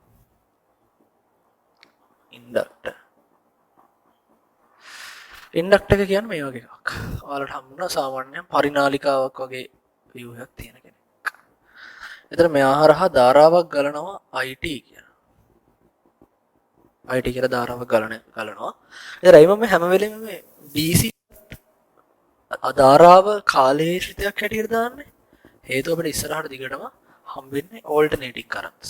ඒ කියන්නේ අර අපිට හම්බෙන්නට මෙහාට මාරු වෙවි යන කරන්ට්ස්. නියත ධාරාවල් නෙමෙයි. හරිද? ඒක නිසා තමයි IT කියලා දාන්නේ. මොකද ඉස්සරහා අභිවෘද්ධිය සලකලා. හරිනේ. හරි. මේකේ ලකුණ මෙයාට දෙන අපි රෙසිස්ටරේට R කියනවා වගේ ඉන්ඩක්ටර් එකට අපි කියන්නේ L කියලා. එයාව අපි SI යුනිට් එක හෙන්රි කැපිටල් H වලින් තමයි මාක් කරන්නේ. හරි. මෙයාගේ තර අපිට තියෙන රෙසිස්ටර් එකට රෙසිස්ටන්ස් කියලා එකක් තිබ්බේ. රෙසිස්ටර් එකට රෙසිස්ටන්ස් කියලා එකක් තිබ්බා. R කියලා මාක් කරා. ඉන්ඩක්ටර් එකට තියෙනවා ඉන්ඩක්ටන්ස් කියලා කෙනෙක්. එයා L කියලා මාක් කරනවා. හරි. වැදගත්ම දේ මතක තියාගන්න ඕනේ. ඉන්ඩක්ටර් එකට අභ්‍යන්තර ප්‍රතිරෝධයක් නැහැ. R කියලා කොටසක් නැහැ. කියන්නේ මේ කොයිල් එක සන්නායක කම්බියක්. හරි. සන්නායක කම්බියක්. ඒ කියන්නේ අභ්‍යන්තර ප්‍රතිරෝධය ඕම් බිඳුව. අපි සලකන පරිපූර්ණ ඉන්ඩක්ටර් එකක් ගත්තොත් එයාගේ අභ්‍යන්තර ප්‍රතිරෝධය බිඳුවයි. හරි. අභ්‍යන්තර ප්‍රතිරෝධය බිඳුවයි නම් ඔයාලට එකපාරට හිතෙන්න පුළුවන් එහෙනම් මේ දෙකලවරේ විභවාන්තර සමාන වෙලා මේ දෙන්න අතර මේ විභවයන් සමාන වෙලා විභවාන්තරේ ශූන්‍ය වෙන්න ඕන නේද කියලා. ඒ ලෙවල් මට්ටමේ අපේ දැනුමින් බැලුවොත් ඒක සාධාරණයි. හැබැයි මේකට මේ දෙකලර විභවාන්තරයක් අපිට අර්ථ දක්වන්න ක්‍රමයක් තියෙනවා. මෙයා A නම් මෙයා B නම් VAB අපිට අර්ථ දක්වන්න පුළුවන් LDIT යට DT කියන. LDIT යට DT කියන. හරි. අපි ඉගෙන ගත්ත A level වලදී DC නේ. මම ඒකනේ මේ ටික ඉක්මනට කරගෙන යන්නේ. DC නම් මේ IT කාලයට සාපේක්ෂව නියතයක්. කාලයට සාපේක්ෂව මෙයා නියතයක් නම් අවකලය බිඳුවක් වෙනවා. එතන මේ ගුණිතය බිඳුවක් වෙලා VAB බිඳුවක් වෙනවා. අපි ඉගෙන ගත්ත සීමාව දැන් කතා කරන සීමාව DC circuits. Direct current. හරිද? ඩිරෙක්ට් කරන්ට් වලදී කතා කරද්දී ඉන්ඩක්ටර් එකක දෙකලවර විභවාන්තරයක් නැහැ.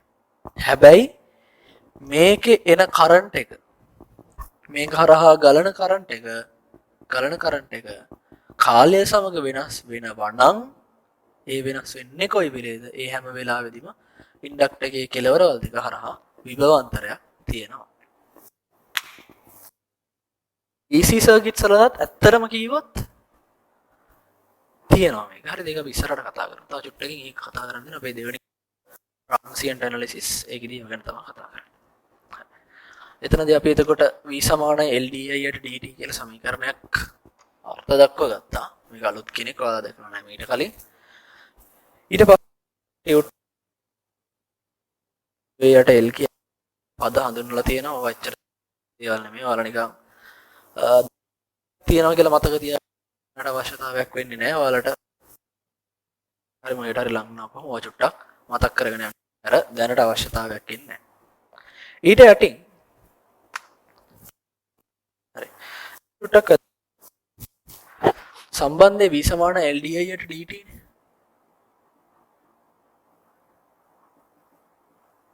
මම වඩා හොඳට මෙතන t එකක් දානවා. ටියුට් එකේ නම් ඒව දාලා නැහැ. එච්චර හිතන්න යන්න එපා. මම මෙතනින් අයුක්ත කරන්නයි යන්නේ. මම මෙතනින් අයුක්ත කරගත්තොත් එන්නේ dit සමානයි 1යට l v. මට කියන්න මේ it කියන කෙනා i කියන කෙනා කාලයට සාපේක්ෂව විචලනය වෙනවා නම් බොහෝ විට v විචලනය වෙනවනේ. ඒකින්ද මට මේක v කියලා නදා vt කියලාම දැම්ම හැකියි. vt dt කියලා. එතන මට it යුක්ත වෙනවා. එහෙම අනුකලනයේ භාවිත හරි බිඳුවේ ඉඳලා t වෙනකන් එහෙම නැත්තම් එහෙම වලට කැමති නැත්තම් t එකේ ඉඳලා t දෙක වෙනකන්. එකයට මට එකයට l කියන කෙනා එළියට ගත්ත හැකි නියතයක් නිසා vt dt. vt dt. ඊට අමතරව තව උතන මේ පදයට අමතරව එළියෙන් තව පදයක් දීලා තියෙනවා i බිඳුව කියලා.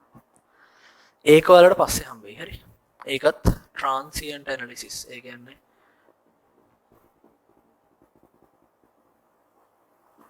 transient analysis කියලා ඊළඟට එන කොටසදී කියන එක්කෙනා ගැන කතා කරනවා. මේක ගොඩක් වෙලාවට එන්නේ හිතන්න සර්කිට් එකක් පටන් ගන්න යද්දී මෙහෙම සර්කිට් එකක් තියෙනවා කියලා හිතන්න.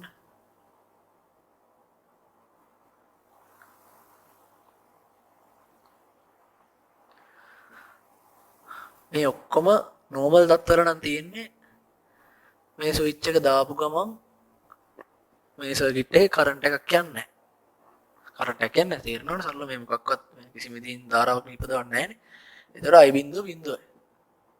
හැබැයි හිතන්න මේ ස්විච් එක දාන්න කලින් මේ ධාරිත්‍රක කැපැසිටර් එක ආරෝපණය වෙලා තිබ්බේ කියලා, charge වෙලා තිබ්බේ කියලා. එතන මම මේක දාපු ගමන් සැනින් මේක හරහා ශනික කරන්ට් එකක් යනවා. එතකොට I බිඳුවක් වෙන්නේ. අන්න ඒ වගේ තැනකදී තමයි ඔය I බිඳුව කියන සම්බන්ධය යෙදෙන්නේ. හරි. තේරෙනවද කියන්නේ? සරල දෙයක්. හරි ඒවා ලොකුවට හිතන්න යන්න එපා. අතරම ගියොත් අර්ථ දැක්වීම. මේ ඉලෙක්ට්‍රිකල් ඉන්ජිනියරින් කියන මොඩියුල් එක ඉස්සරහට කරගෙන යන්න අවශ්‍ය වෙන අර්ථ දැක්වීම ටිකක් තමයි මේ දක්වා කතා කරන්නේ. ඒකේ තව ඉස්සරහට ඉන්ඩක්ටර් එකක සම්බන්ධ ඒකලා තියෙන ශක්තිය පිළිබඳ මිම්මක් හදාගන්න තව එක්කෙනෙක් දීලා තියෙනවා ශක්තිය සමානයි LIT වර්ග කියලා. භාගය LIT වර්ග. ඒවා ටියුට් එකේ තියෙනවා. තියාගන්න.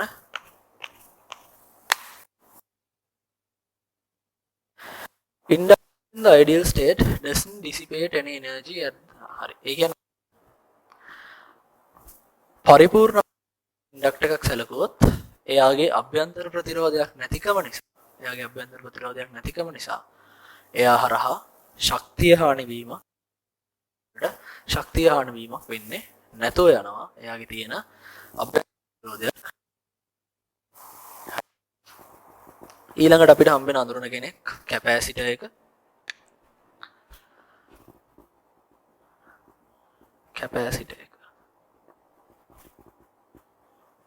මෙහෙම කෙනෙක් නේ. ඔයාලා දැනටමත් දන්නවා දාරිද්‍රක හරහා කරන්ට් එක ඩිරෙක්ට් කරන්ට් එක ගලන්නේ නැහැ. ගලන්නේ නැහැම කියන්නත් බෑ. මුල්ම මොහොතේදී මේ දාරිද්‍රකයේ ආරෝපණය වෙනකන් මෙහා හරහා DC කරන්ට් එකක් යනවා. එතනින් පස්සේ DC කරන්ට් එකක් යන්නේ නැහැ දාරිද්‍රක හරහා. හරි. කලින් විදිහට මේක දෙකලවර හරහා විභවාන්තරයක් තියෙනවා. ඒ විභවාන්තරය අර්ථ දක්වන්න සූත්‍රයක් තියෙනවා. ඒ වගේම මේක හරහා ගලන ධාරාව තියෙනවා. ධාරාව අර්ථ දක්වන්න සූත්‍රයක් තියෙනවා. I එනවා. C dV යට dt කියලා. මොකද මතකයි හරියන. I එනවා C dV යට dt කියලා. මේක I නැතුව මම IT කියලා දාන්නම්. මේකත් V නැතුව VT කියලා දාන්නම්. හරි. මේ T කියන කෑල්ල ටියුට් එකේ හදාගන්න. හරි. dVT යට dt කියලා. ඊළඟට මේකේ බලන්න දෙකලවර හරහා විභවාන්තරය නියතයි නම් දෙකලවර හරහා විභවාන්තරය නියතයි නම් මේ මුළු කෑල්ලම බිඳුවක් වෙනවා. මේ මුළු කෑල්ලම බිඳුවක් වුණොත් නිකම්ම IT බිඳුවක් වෙනවා. හරි මේ සීට නමක් දුන්නා අපි. කැපැසිටන්ස් කියලා තමයි යාට ඉංග්‍රීසි වලින් කියන්නේ. කැපැසිටන්ස්. හරි. කැපැසිටන්ස් කියලා තමයි C. පහළට යන්න C සමානයි එප්සයිලන් A යට D සම්බන්ධය වල දන්නවා දැනට. ඒව එච්චර වැදගත් නෑ. ඒක ලකුවට හිතන්න යන්නේ. මතකයිද කියලා හිතනවා. ඊට සූත්‍රය පාවිච්චි කරලා අපි කොහොමද VT යුක්ත කරගන්නේ කියලා දැනගන්න ඕනේ. ඒක ඉතින් සරල දෙයක්. VT අර පැත්තට ගියා C පහළට ගියා දෙපැත්ත මනුකලණය කරනවා. ඒක උත්තරයක් එනවා. VT සමානයි 1යට C T එකේ ඉඳලා T2 වෙනකම් IT dt ධන V බිඳුව කියලා. සරලයි හරි. සරල කතාව. දෙයක් නැහැ. නිකන් වලට පුළුවන් හරි මේක හරස් ගුණ කරා C පහළට ආවා. VT යුක්ත කරන්න මේ පැත්තේ dVT වල D අයින් කරන්න බෑ. D එන්නේ අවකලනය කරලා අවකලනය ආපසු රාශිය අනුකලනය දෙපැත්තම අනුකලනය කරලා වැඩි කරයි. ඒ විදිහට තමයි ඒක ඉන්නේ. හරි. මේවා හැම කැම්පස් එකේ පැහැදිලි කිරීමක් බලාපොරොත්තු වෙන්න එපා. හරි. මේවා කියන්නේ නැහැ. ඔයාලට මතකයි කියලා එයාලා බලාපොරොත්තු වෙනවා හැම වෙලේම.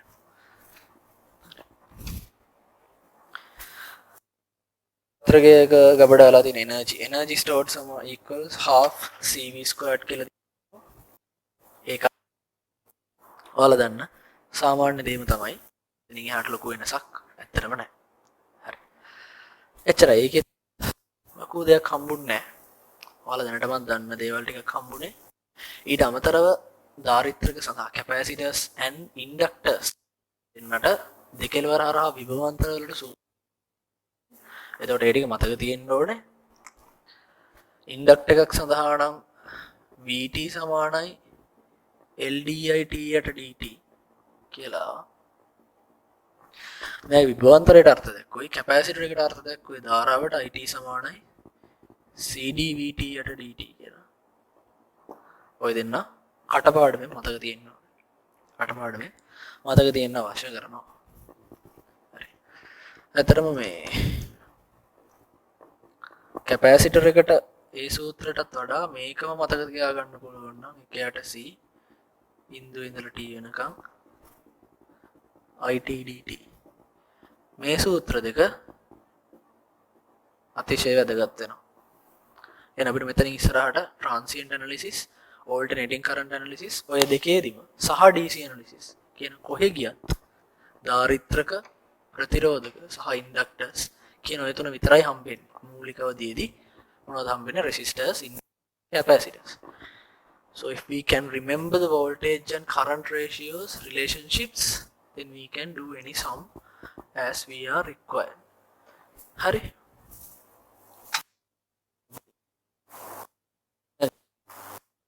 අලුත් topic එකට යනවා. So රණේ හොර වෙන්නත් එක්ක. Okay. So guys, now we are going to move on to Kirchhoff laws. I hope you have done these Kirchhoff laws in your A levels I'm sure that you have done them.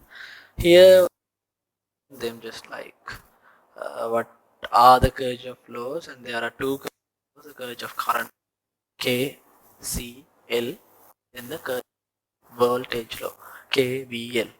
There are two, KVL and KVL. I know that most of you guys remember these, but if you can't remember, please go through.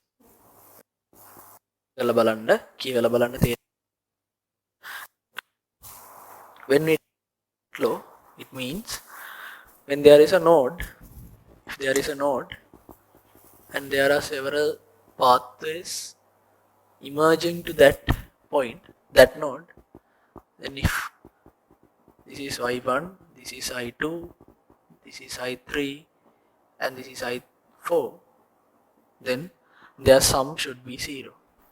Then the sum of current coming towards a given node. The same thing can be defined for a closed path. That is something like this. Sometimes you must miss this part. So if we take a circuit like this, there is a circuit like this. Just assume කියන්නේ උපකල්පනය කරන්න කියන එක. හරි? උපකල්පනය කරන්න මේ විදිහට circuit එකක් තියෙනවා. There is a circuit something like this. The current comes in this way. One goes out from here, another one comes in, 2i, and 3i goes out. Like that. Okay?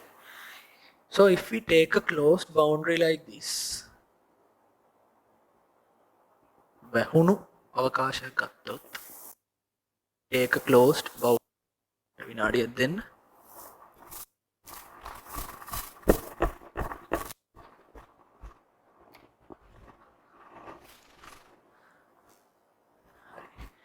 අද ටිකක් බාධා වැඩි, current එක යන්න ගත්ත එකපාරටම දැන් හරි ආයේ. So if we take a closed boundary on a given circuit, the circuit has different pathways. So the sum of currents entering the closed boundary, මේ වැහිලා තියෙන අවකාශයට ඇතුල් වෙන ධාරාවන්ගේ එකතුව බිඳුවයි. කියන්නේ මෙතනදී ගත්තොත් I1 ඍණ 3යි ධන 2යි ඍණ I උත්තරේ බිඳුවක් වෙනවා. ඇතුල් වෙන ඒවා. හරි? එතකොට මේක එළියට එන එකක්, ඒ හින්දා තමයි ඍණ කරලා දැම්මේ. මේක ඇතුළට එන එකක් ධන කරලා දැම්මා. මේක එළියට එන එකක් ඍණ කරලා දැම්මා. So there are two Kirchhoff laws. Kirchhoff's current law. Then we have KVL, Kirchhoff's voltage law. I assume that you guys know those two things. When we do sums, you will get around those things. Just like there are the simplest things that we come across in electrical engineering, right? So you have to master them. I'm not gonna waste my time in doing Kirchhoff law and several questions from that. Hope you can do that. If you are not fluent in how to apply those Kirchhoff laws, then you will have to take back your electrical note from advanced levels and check that and master that. Hurry, before you this year, you will have to try that out. Right. We are going to move out to simply series and parallel analysis of basic components.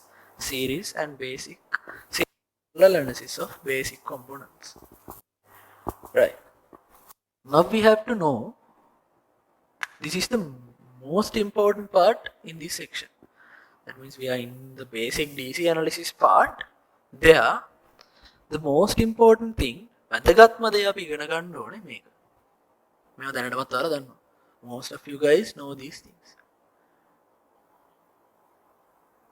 If there are n number of series R1, R2 up to Rn, if there are n number of resistors connected in series කියන්නේ ශ්‍රේණිගතව සම්බන්ධ කරපු ප්‍රතිරෝධ ගොඩක් තියෙනවා. their equivalence එයාලගේ සමක ප්‍රතිරෝධය RT හරි RZ RS something anything that you like that is equal to R1 plus R2 plus R3 up to Rn. This we know, right? Then the same thing goes for inductors. Same thing goes for inductors. This is L1, L2, then there are several others, then after that Ln. The equivalence inductance, samaka inductance LT na LT is equal to L1 plus L2 plus L3 up to Ln. Right? Simple things. Nothing mastering about this. Just simple theories. Just like the resistors, the inductors, their equivalence is taken by summation of those separate inductors. Now the different thing comes.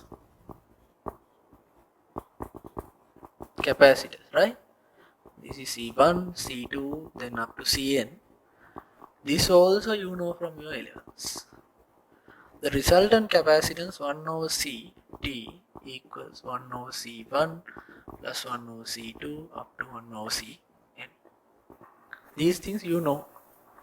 Little things, but these are the most important things always when you're trying a question or something like that. If you are trying to do a proof in electrical engineering, most probably you will come across these few definitions. Most of you have covered them in your A-levels as well. මේ ඔක්කොම අහලා ඉල්ලවලදී කතා කරලා තියෙනවා. සමහරට ඉන්ඩක්ටර්ස් ගැන නම් කතා කරලා නැතුව ඒ නැතුව අනිත් දෙන්න ගැන නම් ඔයාලා කැපැසිටර් එක කතා කරලා තියෙනවා, ඉන්ඩක්ටර් එක කතා කරලා තියෙනවා, ඊට අමතරව රෙසිස්ටර් එකත් කතා කරලා තියෙනවා. So after that we come to parallel analysis. They are in the first column, no, not in the first row. We have the resistors. The resistors relationship you all know. The inductors behavior is for resistors, the same thing you can see in the tube, and the capacitors that we know from our A-level. So nothing new in those two charts, just the addition of inductors, but the inductors the same as resistors, so don't have anything to worry about, right? Okay. To the latter parts of this theory, right? Last parts. Latter කියන්නේ අන්තිම. We have prove all the දීලා තියෙන සූත්‍ර ටික සාධනය කරලා ඔප්පු කරලා පෙන්නන්නලු. ඒක වල හරි.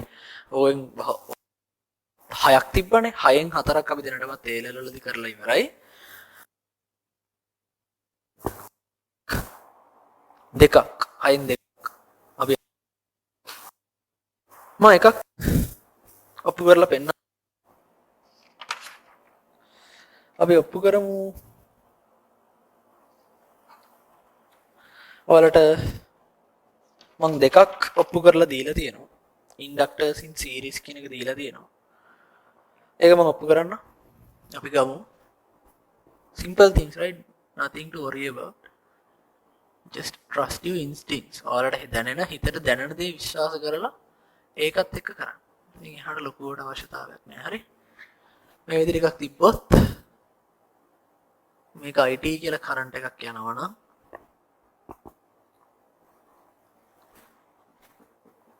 potential difference එක මුළු එකේ VT නම්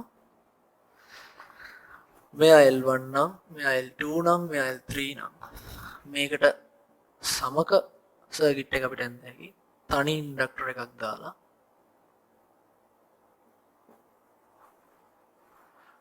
these things you did well in A-levels, right? Nothing new. It's the same thing. The current is similar IT. This is LEQ or LT. Anything that you like, right? LT. I'll take LT for L total. Right? Okay. So we will apply Kirchhoff's law. VT will be equal to the voltage across this, and this. Let's take this V1, V2 and V3. Then we can get V1 plus V2 plus V3. Then let's substitute for V values using the definitions that we learned earlier. V is L dIT over dt. This is the definition, right? We learned that earlier. So when coming to here, L1 dIT over dt plus L2 dIT over dt plus L3 dit over dt. Right. So from here we can substitute this part from the equivalent circuit. We can get LT into dit over dt. Now let's assume dit over dt, this whole thing, this is repeating, right?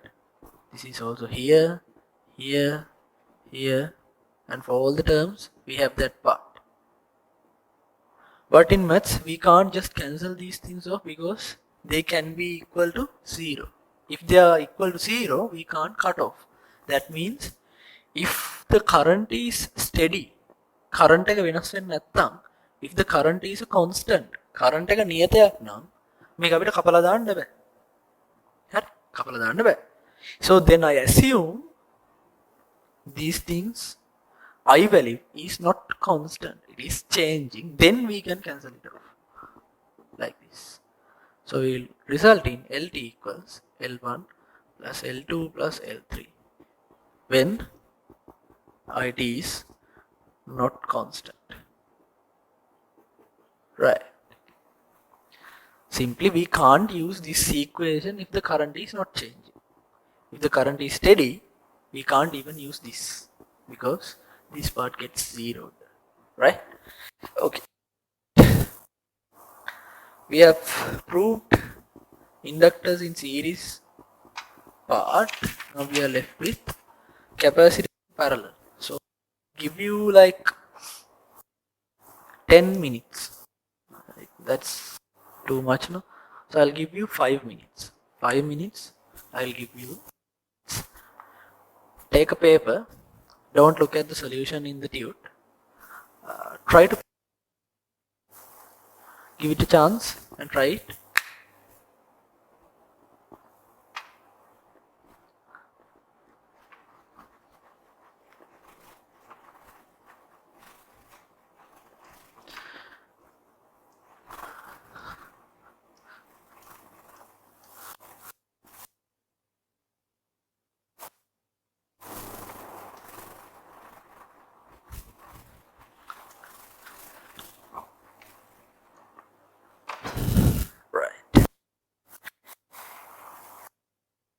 I'm trying to like speak in English. This is good for me also. So I'm gonna learn English as well. And you will also get the chance to listen to an English voice. Try to like understand English. So I'm speaking slowly in English, not like that much speed like in Sinhala. I'm slowly speaking so you can get hold of things, right? Get hold of කියන්නේ තේරුම් ගන්න පොඩි chance එකක් හම්බ වෙනවා අපිට. So when you're moving into universities, most of the lecturers, not most, all of them have completed their PhDs in foreign countries. So all of them have lecturer that you are gonna learn from is from like Japan, then certainly his accent or her accent gonna be rather difficult to understand. If he is from Germany, then surely there will be, right? So just try to listen and cope up. Try to understand what I'm saying. මං කියන දේවල් උත්සාහ කරන් try එකක් දෙන්න because the content is not that hard. Like we did in engineering statics, there were many application problems, but not here.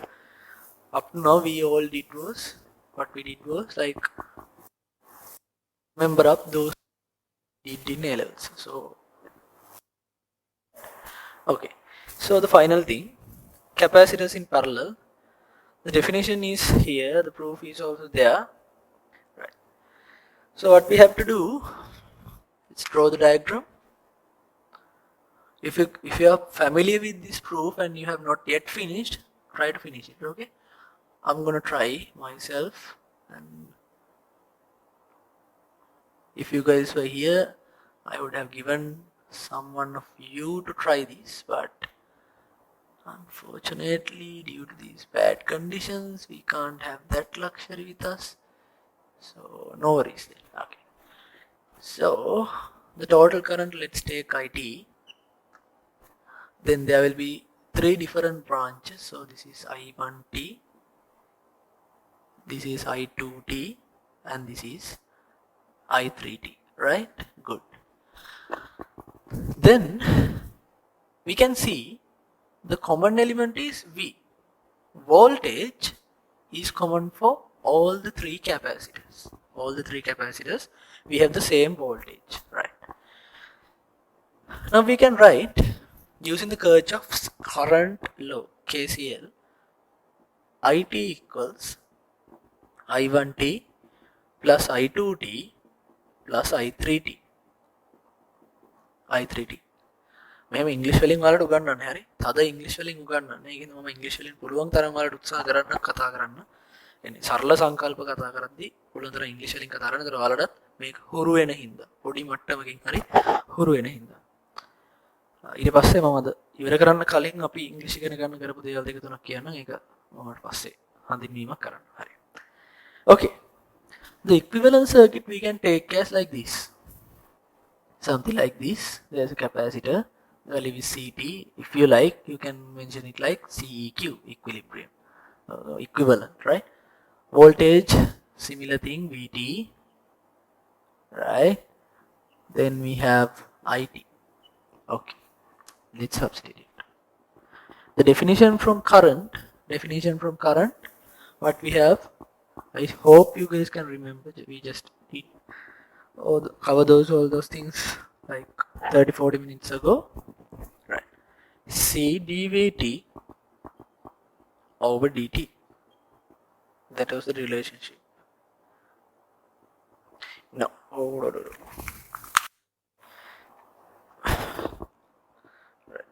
right, yeah, that's correct, ne? C1 dVt over dt, then C2 dVt over dt, C3 dVt over dt. Here we have CT dVt over dt. Just like in the earlier case, we can cut off these things assuming voltage is not constant. If the voltage is constant, this is not gonna mean anything, no, because all things gonna get 0. Anyway, we will result in CT equals C1 plus C2 plus C3, right? Okay, so we need to complete 6 proofs.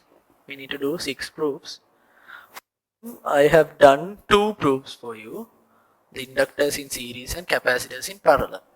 So the basic things that you need to understand is like when you are doing the series proof, you need to use the Kirchhoff's voltage laws, KVLs. And if you are doing the parallel proof, you will have to do with the Kirchhoff's current laws, because the common element that we can take reference is the easiest one we cut. Like if we for Kirchhoff's voltage law, then D terms, D, IT, something like that, those terms, they are not going to cancel out. So we will be left with a huge definition or a proof that is not going to be easy. So we are going to always follow the easiest path that we see. Okay. From that I think we have finished basic DC analysis. Right. Okay.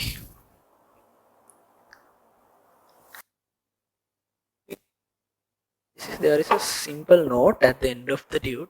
Not at the end of the dude. What is a transient stage? It is the period where the circuit is stabilizing. Let's look into that in the next part.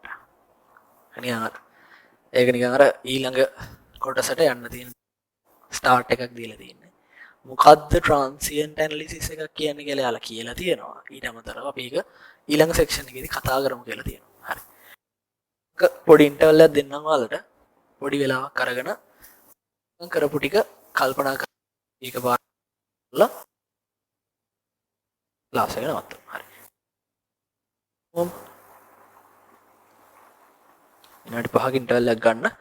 දැනට කරපු ටික try එකක් දෙන්න එකපාරක් කියවලා ඔළුවට දාගන්න. මොකද transient කියන්නේ ටිකක් සැර ගතිය තියෙන කොටසක්.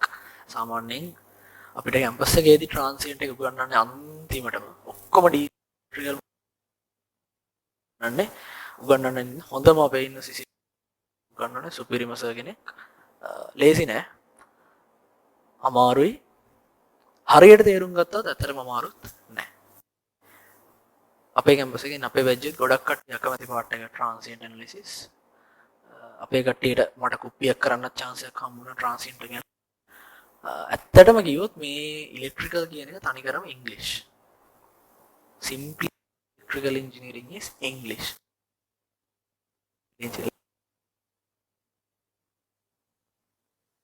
There will be several things to do. But if you are from another department and trying to cover up the basic theories, then if you have good English knowledge, or on the English දැනුමක් තියෙනවා නම් ඔයාලට electrical engineering module එකක් හැටියට කොට දාන්න එච්චරම අමාරුවක් වෙන්නේ නැතුව යනවා. හරි. විනාඩි 5ක ඉන්ටර්වල් එකක් ගන්න.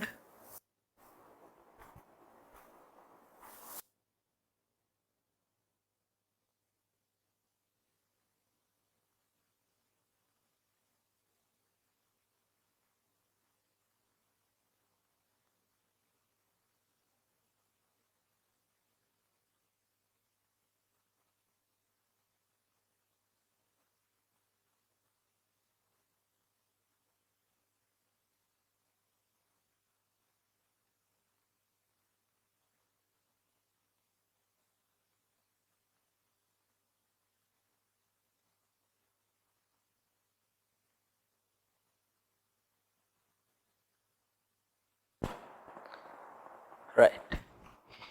So before moving on to transient analysis, that is considered a bit hard part in electrical engineering.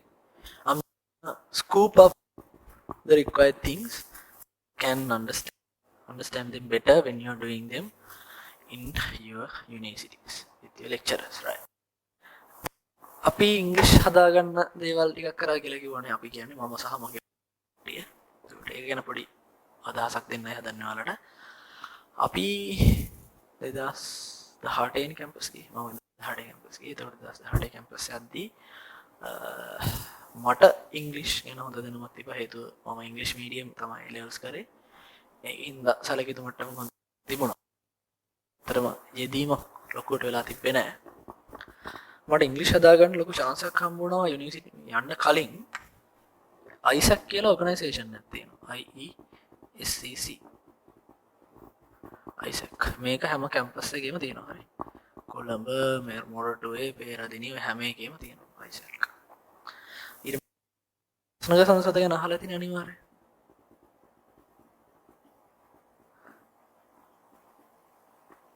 ශාස්ත්‍රීය සංසද ගැන අනිවාර්යයෙන් ඔයාලා අහලා තියෙනවා. මගේ ජීවිතය වෙනස් කරපු කෙනෙක් ශාස්ත්‍රීය සංසද. ශාස්ත්‍රීය සංසදයේ ප්‍රොජෙක්ට් එකක් තිබ්බා ගුරු ගෙදර කියලා. ගුරු ගෙදර කියලා මේක ඉංග්‍රීසි ඩෙවලොප්මන්ට් ප්‍රෝග්‍රෑම් එක. ඉංග්‍රීසි ඩෙවලොප්මන්ට් ප්‍රෝග්‍රෑම් එක. ඔය ඉංග්‍රීසි ඩෙවලොප්මන්ට් ප්‍රෝග්‍රෑම් එකේදී වෙන්නේ Sri Jayawardenapura university USJ university of Sri Jayawardenapura university එකේ ISAC ක්ලබ් එකත් එක්ක කරපු පාර්ට්නර්ෂිප් ප්‍රොජෙක්ට් එකක්. දෙකොල්ල එකතු වෙලා කරේ. එතකොට ISAC වලින් කරන්න නම් ගිලමල්ලිලා අපිට අපේ වැකේෂන් තියෙනවනේ එක්සෑම් ඉවර වෙලා මාස 1 2 යන වැකේෂන් තියෙනවනේ. ඒ වගේ වැකේෂන් ටයිම් අල්ලලා අපිට වොලන්ටියර් කෙනෙක් හැටියට ස්වේච්ඡා සේවකයෙක් හැටියට පිටරට යන්න chance එක හදලා දෙනවා අයිසැක් එකේ. ඒ වගේම පිටරට ලංකාවට එන්න chance එකක් හදලා දෙනවා. ජයවර්ධන යුනිවර්සිටි එකේ අයිසැක් එකෙන් හරහා ලංකාවට ආපු ෆොරිනර්ස්ලා ටීම්ස් 5ක් එක්ක මට වෙනම වැඩ කරන්න හම්බුණා අවුරුදු 2ක් පුරාවට. ටීම්ස් 5ක් එක ටීම්ස් 6ක්ද මම හරියට මතක නැහැ. අවුරුදු 2ක් තිස්සේ මම වැඩ කරා. එතකොට මට එයාලත් එක්ක කතා කරන්න හම්බුණා. අපි කරෙත් ඉංග්‍රීසි ප්‍රෝග්‍රෑම්ස් දවස් 3ක් රෙසිඩෙන්ෂල් හැටියට කරේ. චූටි ඉස්කෝලේකට ගිහිල්ලා ඒ ඉස්කෝලේ නතර වෙලා සෑහෙන කාලයක් උගන්වලා එන ඇත්තට මේ ළමයින්ට ඉංග්‍රීසි පුළුවන් කරනවා කර කරලා තමයි. ඒතර ඒකේ අනුප්‍රතිඵලයක් හැටියට අපිටත් ඉංග්‍රීසි කතා කරන්න පුළුවන්කම ලැබුණා. මොකද අපිට ෆොරිනර්ස්ලාත් එක්ක නිරතුරුව කතා ඒ වගේ දේවල් කරන්න වෙච්ච හින්දා. එතකොට ඒ වගේ අත්දැකීමක් මට ලැබුණා. ඒතර ඔයාලට නම් මේ අවුරුද්දේ ඒ සම්බන්ධය නැද්ද කියලා නම් මට තේරුමක් නැහැ. හැබැයි අයිසැක් එක මම කියන්න ඕනේ සෙන්ටර්නගල ඉන්ටර්නල් සයිඩ් එකේ පිවොට් එක වෙනසක් සම්පූර්ණයෙන්ම වෙනසක්. ගෙන්නන්න පුළුවන් හොඳම ගුරුවරු ටිකක් ගෙන්නලා කරන සුපිරි දෙනක් ඔයාලා ෆිසිකලි පටන් ගන්න chance එකක් ආවොත් දවසක ඇවිල්ලා බලන්න. ඔයාලට මේක මොකද්ද තියෙන වෙනස කියලා. හරි. කියන්නේ හයි එන්ඩ් එකේ වැඩක් කරන්න මෙතන. අඩුම තරමේ ක්ලාස් එකට යන්න ළමයින්ට කාඩ් එකක්වත් දෙන්නේ නැහැ. උපරිම හයි සුපිරියටම කරනවා. ඒ කියන්නේ අපිටත් තිබුණනම් ගෙදර ඉඳගෙන මගේ ගෙදර ෆෝන් එකේ කැමරා එකෙන් මේ රෙකෝඩින් එක කරන් මේ සංචාරණ සීමාව ඔස්සේ ඇවිල්ලා අමාරුවෙන් කරන්නේ කරන වැඩේ හරියට කරන්න නිසා සුපිරියටම මේක කරනවා. ඔයාලා ආපු දවසක බලන්න. එතකොට මේකට මොරටු යුනිවර්සිටි එකේ අයිසැක් ක්ලබ් එකත් එක්ක පාර්ට්නර්ෂිප් එකක් ගහන්න. ඒතර මේ පාර්ට්නර්ෂිප් එකක් හැටියට මගේ පන්තියට එන ෆවුන්ඩේෂන් ඉන්ජිනියරින් කෝස් එකට එන ඔයාලා හැමෝටම chance එක තියෙනවා මේ අවුරුද්දේ අයිසැක් ප්‍රෝග්‍රෑම්ස් එක සම්බන්ධ වෙන්න. එතකොට ඔයාලගේ ඉංග්‍රීසි ඩෙවලොප්මන්ට් එකට අයිසැක් එක දිගටම උදව් කරයි. අයිසැක් එකේ ලීඩර්ෂිප් ඩෙවලොප්මන්ට් ප්‍රෝග්‍රෑම්ස් තියෙනවා. ඒවා මොනවා වුණත් මේ දවස්වල තියෙන වාතාවරණයත් එක්ක ෆිසිකලි දේවල් කරගන්න බැරි වුණා.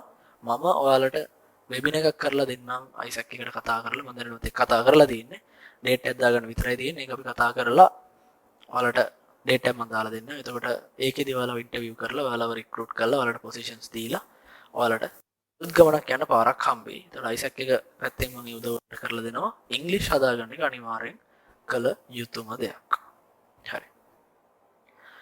Okay, I'm gonna speak again in English and we'll try to cover up to introduction, right? The introduction of transient analysis, we'll do that, and after that, okay, right, okay. So I'll read transient analysis, right? Before going on, I'll try to explain, right? මම පැහැදිලි කරන්න උත්සාහ කරන්නම්. try එකක් දෙන්න මාත් එක්ක ඉන්න. මොකද්ද මේ කියන්නේ? හරි. හිතන්න මෙහෙම එකක්. සර්කිට් එකක් තියෙනවා. සරල දෙයක් හිතන්න. හරි. අපි ගමු රෙසිස්ටර් එකක් තියෙනවා. කැපැසිටර් එකක් තියෙනවා.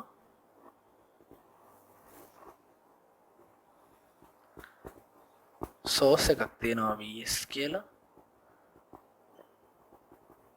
ස්විච් එකක් තියෙනවා. හරිද? සරල දෙයක්. බලන්න. මෙයා R නේ. මෙයා C. මම මේ ස්විච් එක දැම්මොත් හොඳට අහගන්න හරි. මේක පට්ටගද. ස්විච් එක දැම්මොත් මොකද වෙන්නේ? එකපාරටම මේකේ කරන්ට් එකක් යන්න ගන්නවද? කරන්ට් එකක් යන්න ගන්නවා. හැබැයි අපි දන්නවා මේ කැපැසිටර් එක හින්දා ටිකක් වෙලා ගියාට පස්සේ මේක හරහා ධාරාවක් ගලනවද? ධාරාවක් ගලන්න බෑ. කැපැසිටර් එක හින්දා. හරි. හැබැයි මුල්ම අවස්ථාවේදී කියන්නේ මේ ස්විච් එක දාන මොහොතේදීම මේක හරහා කරන්ට් එකක් යනවා. බලන්න කොහොමද වෙන්නේ කියලා. මේක දැම්ම ගමන් ආරෝපණ යන්න try කරනවා. මේ ආරෝපණ මේක දිගේ ඇවිල්ලා මේ තහඩුව ධන ආරෝපිත කරන්න try කරනවා. මේකට ධන එකක් එද්දි මොකද වෙන්නේ? මෙතනින් ඍණ එකක් ඉතුරු කරලා මේ පැත්තෙන් ධන එකක් මේකට මෙහාට එනවා. තේරෙනවනේ? ඒ කියන්නේ මෙහෙන් ධන ආරෝපණය මෙතෙන් ගියාපුවම මේක ධන ආරෝපිත වෙනවා. මේකේ ධන ආරෝපිත බව නිසා මෙතන තියෙන ධන ආරෝපිතය අර පැත්තට තල්ලු වෙනවා. තල්ලු වෙලා එයාලා මේ පැත්තට යනවා. සර්කිට් එක කම්ප්ලීට් වෙනවා. ඒ කියන්නේ මුල් අවස්ථාවේදී ධාරාවක් ගලනවා. ටික වෙලාවක් කොහොම යනකොට මොකද වෙන්නේ? ඔහොම ගිහිල්ලා මේ තහඩුව උපරිම වශයෙන් ආරෝපණය වුණාට පස්සේ මෙතනින් ආරෝපණ ගලා එන එක නතර වෙනවා. මෙතනින් ආරෝපණ ගලාගෙන එන එක නතර වෙද්දී ඒ විදිහටම මෙතනින් මේ පැත්තට ආරෝපණ ගලාගෙන යෑමේ ප්‍රවණතාවයත් නැති වෙලා යනවා. එතකොට ඒකෙන් තේරුම් ගන්න පුළුවන් දේ මොකද්ද? අපි කාලයත් එක්ක මේ සර්කිට් එකේ ධාරාවේ වෙනස් වීම ඇන්දොත් කාලයත් එක්ක ධාරාව වෙනස් වීම ඇන්දොත් ලොකු අගයකින් පටන් අරන් ඔක බිඳුව වෙලා යනවා. හරි. ලොකු අගයකින් පටන් අරගෙන ඔක බිඳුව වෙලා යනවා. එතකොට මෙන්න මේ බිඳුව වෙන තැනක වෙනකම් මේක බිඳුවනේ මේ ටික මිලි සෙකන්ඩ් ගානක් හරිද? මිලි සෙකන්ඩ්. බොහොම චූටි කාලයක්. බොහොම පොඩි කාලයක්. ඒ චූටි කාලේ හරිද? චූටි කාලයක් වුණාට මේකෙදි නම් මොක ලොකු ප්‍රශ්නයක් වෙන්නේ නැහැ. හැබැයි බොහොම සංවේදී උපකරණ තියෙන.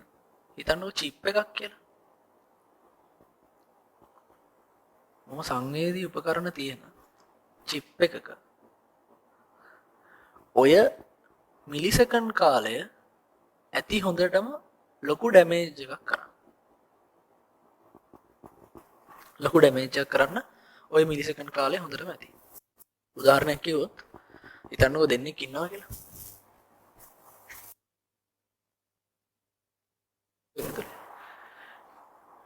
මේක හරහා සර්කිට් එක හරහා කරන්ට් එකක් යන්නේ නැතුව ඒට වැඩ කරන්න බෑ කියලා හිතන්නකෝ.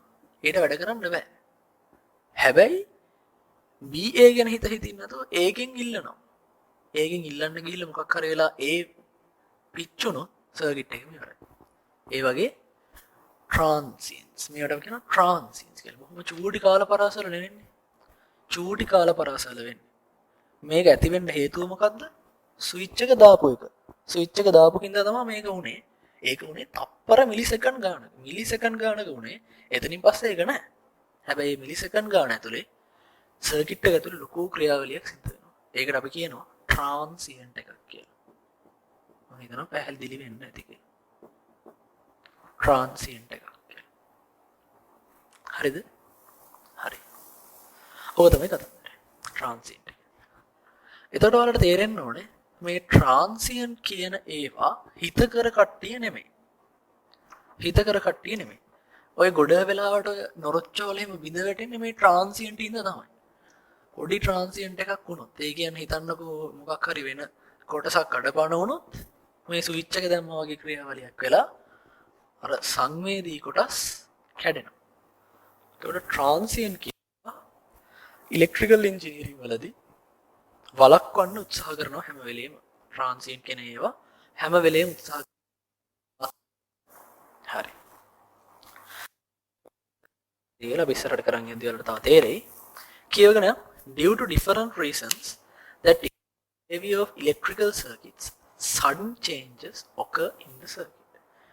එක හේතු electrical circuits වලදී sudden changes මේක වෙනස් වීම සිද්ධ වෙනවා electrical circuits වල. ඒ වගේ ඒවට දක්වන ප්‍රතිචාරයට අපි කියනවා transient analysis එකක් කියලා. transient analysis. switching වරහන් ඇතුලේ sudden application and removal of voltage or current sources. switching කියන්නේ අපි එකක් මේකෙන් අපි නිරූපණය කරන්නේ මොකද්ද? volt ධාරා ප්‍රභවයක් හරි සම්බන්ධ කිරීම. ඒ සම්බන්ධ කරන මොහොත transient එකක් හැම වෙලෙම ඇති කරනවා. ස්පයික්ස් කියන්නේ අකුණක් ගහනවා වගේ එක. එකපාරට ධාරාව ශනික නියතව තිබිලා එකපාරට ශනික දිංගාල වැඩි වෙනවා. මේ ධාරාව මුස්කාල වැඩි වෙලා ආයෙ ගන්න යනවා. මේක ට්‍රාන්සියන්ට් එක. ශනික වෙනස් වීම. ඒකට කොහොමද සර්කිට් එක ප්‍රතිචාර දක්වන්නේ කියන එක තමයි ට්‍රාන්සියන්ට් ඇනලිසිස් වලදී කතා කරන්නේ.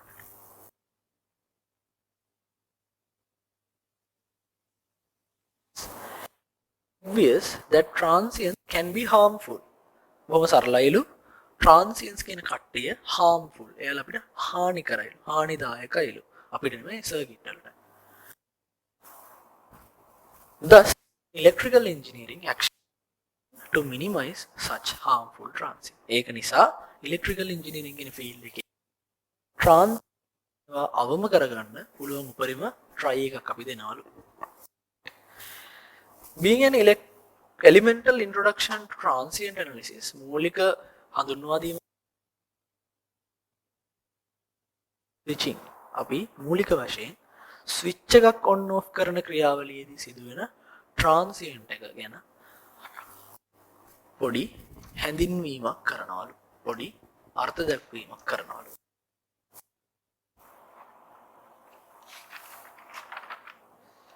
ඊළඟට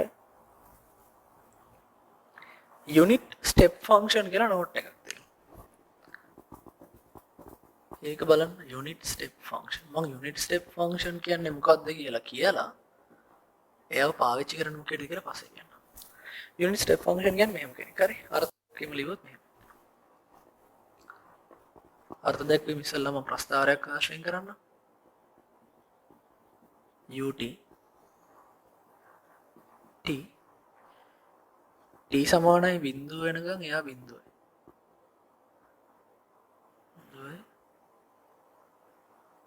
ඊට පස්සේ එකයි.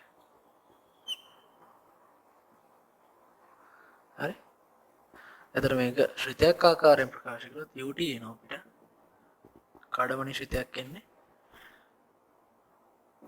t බිඳුව හෝ විශාලයි නම් එකයි. t බිඳුවට කුඩයි නම් බිඳුවයි. ඔය තමයි කතාව. t බිඳුවට වඩා කුඩයි නම් උත්තරේ බිඳුවයි. t බිඳුවට හෝ බිඳුව සමානයි හෝ බිඳුවට වඩා වැඩි නම් උත්තරේ එකයි. ඔකට අපි කියනවා unit step. මේක යෙදීම එන්නේ කොතැනද කියලා මම පැහැදිලි කරන්න. දැන් හිතන්න මට දැන් මේ transient කියන ඒවා මේ transient කියන කෙනා define කරගන්න නම් ඊවනේ මොන කොටස ගැනද අපි transient එක කතා කරන්නේ? transient එක කතා කරන්නේ switching වලදී. switch එකක් on කරන කතන්දරේ. ඒ කියන්නේ මම මෙහෙම voltage එකක් තියෙන source එකක් ගත්තොත් Vs කියලා. මෙතන switch එකක් තියෙනවා. මේ switch එක දාන ක්‍රියාවලිය ගැනනේ මේ transient එක කතා කරන්නේ. හරිද? එතකොට අපි පාවිච්චි කරන සාමාන්‍ය සමීකරණ මේක ගන්නකො මේක R අපිට මේක යම් කිසි මොකක් හරි ඇනලිසිස් එකක් කරන්න මොකක් හරි හොයා බැලීමක් කරන්න ස්විචින් ගැන අපි මේකට ගණිතමය සමීකරණයක් ලියන්න ඕනේ. ගණිතමය සමීකරණයක් ලියන්න ඕනේ. අපිට ලියන්න පුළුවන් එකම ගණිතමය සමීකරණය මොකද්ද මෙතෙන් දැනට Vs සමානයි ITR. Vs සමානයි ITR කියලා. එතන ඉහට ලියන්න බෑනේ. එතකොට අපිට මේ සමීකරණය පාවිච්චි කරලා ස්විච් එක on off කරන කතන්දරේ පැහැදිලි කරන්න පුළුවන්ද? බෑ. ස්විච් එක on off කරන කතන්දරේ පැහැදිලි කරන්න බෑ. එතෙන්ට තමයි මේ unit step function කියන එක එන්නේ. මම මෙහෙම වැඩක් කරනවා. Vs කියන කෙනාව replace කරනවා. එයා වයින් කරලා මම ඒ වෙනුවට දානවා Vs ගුණ කිරීම ut කියලා. Vs ගුණ කිරීම ut කියලා දානවා. දැන් මොකද වෙන්නේ? Vs ක වෙනසක් වෙලාද? නෑ. Vs ක වෙනසක් වෙලා නෑ. වෙලා තියෙන එකම දේ මොකද්ද? මෙතෙන්ට දාලා තියෙනවා unit step function. unit step function එක දාපු ගමන් මොකද වෙන්නේ? මේක voltage එකනේ. මම Vt කියලා ලියා ගන්නවා. දැන් මොකද වෙන්නේ? මේ උත්තරේ t බිඳුවට හෝ විශාලයි නම් බිඳුවට වඩා උත්තරේ Vs. හැබැයි t බිඳුවට වඩා අඩුයි නම් උත්තරේ බිඳුවයි. බලන්න එතන තියෙන විශේෂත්වය. එතනින් මොකද වෙන්නේ? එතකොට මට මේකෙන් කියන්න පුළුවන් මෙතන මොකද වෙලා තියෙන්නේ? t සමානයි බිඳුවේදී ස්විච් එක ඔන් කරලා කියලා. මේක නේද වෙලා තියෙන්නේ. මේකෙදි ස්විච් එකක් ඔන් කරන ඕෆ් කරන කතාවක් නැහැ. මං කරේ මොකද්ද? vs අරගෙන යුනිට් ස්ටෙප් ෆන්ක්ෂන් එකෙන් ගුණ කරා. ut එකෙන් මල්ටිප්ලයි කරා. එතකොට මට ඒක කියන්න පුළුවන් ශ්‍රිතයක් හැටියට t විශාලයි නම් බිඳුවට වඩා සමානයි නම් හෝ විශාලයි නම් උත්තරේ vs කුඩයි නම් බිඳුවයි. එතන මේක දිහා බලපුවම ඔයාලට තේරෙනවා මේකෙන් උපකල්පනය කරන්න පුළුවන්, ඩෙඩියුස් කරන්න පුළුවන් මේ කියවෙන්නේ t සමානයි බිඳුවේදී ස්විච් එක ඔන් කරලා තියෙන බව කියලා වලට අඳුර ගන්න පුළුවන්. හරි. එතකොට අපි මේක අපේ ලේසියෙන් ගණන් හදන්න පුළුවන් වෙනස් කරනවා vs ගුණ කිරීම ut වත් සමානයි itr කියලා. දැක්ක? මෙන්න මෙතෙන් තමයි ඔය යුනිට් ස්ටෙප් ෆන්ක්ෂන් එක කියන එක ඇතුල් වෙන්නේ. right. ඒක තමයි මම හිතන්නේ කියලා තියෙන අතන.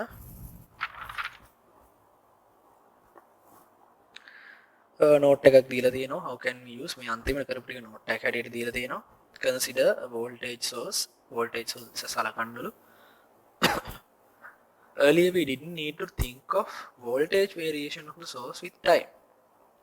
කාලයත් එක්ක vs ගේ වෙනස් වීම ගැන හිතන්න ඕනේ නැහැලු. වෙලෙම vs අපි කාලයත් එක්ක. හැබැයි transient එක හදන්න අපිට කාලයත් අවශ්‍යයි. ඒ වෙනස් වීම unit step function කියන කෙනාව පාවිච්චි කරලා. right. හරි. So guys, I think that is enough for today. So we have completed like more than 1/3 of the unit. So I was hoping to cover the whole lesson, whole module within 4 to 5 weeks, but at this rate I will complete this also in 3 weeks. සති 3කින් කරලා ඉවර කරගන්න පුළුවන් කියලා මට හිතෙනවා. But let's see, right? We'll go a bit slow and try to understand all the things.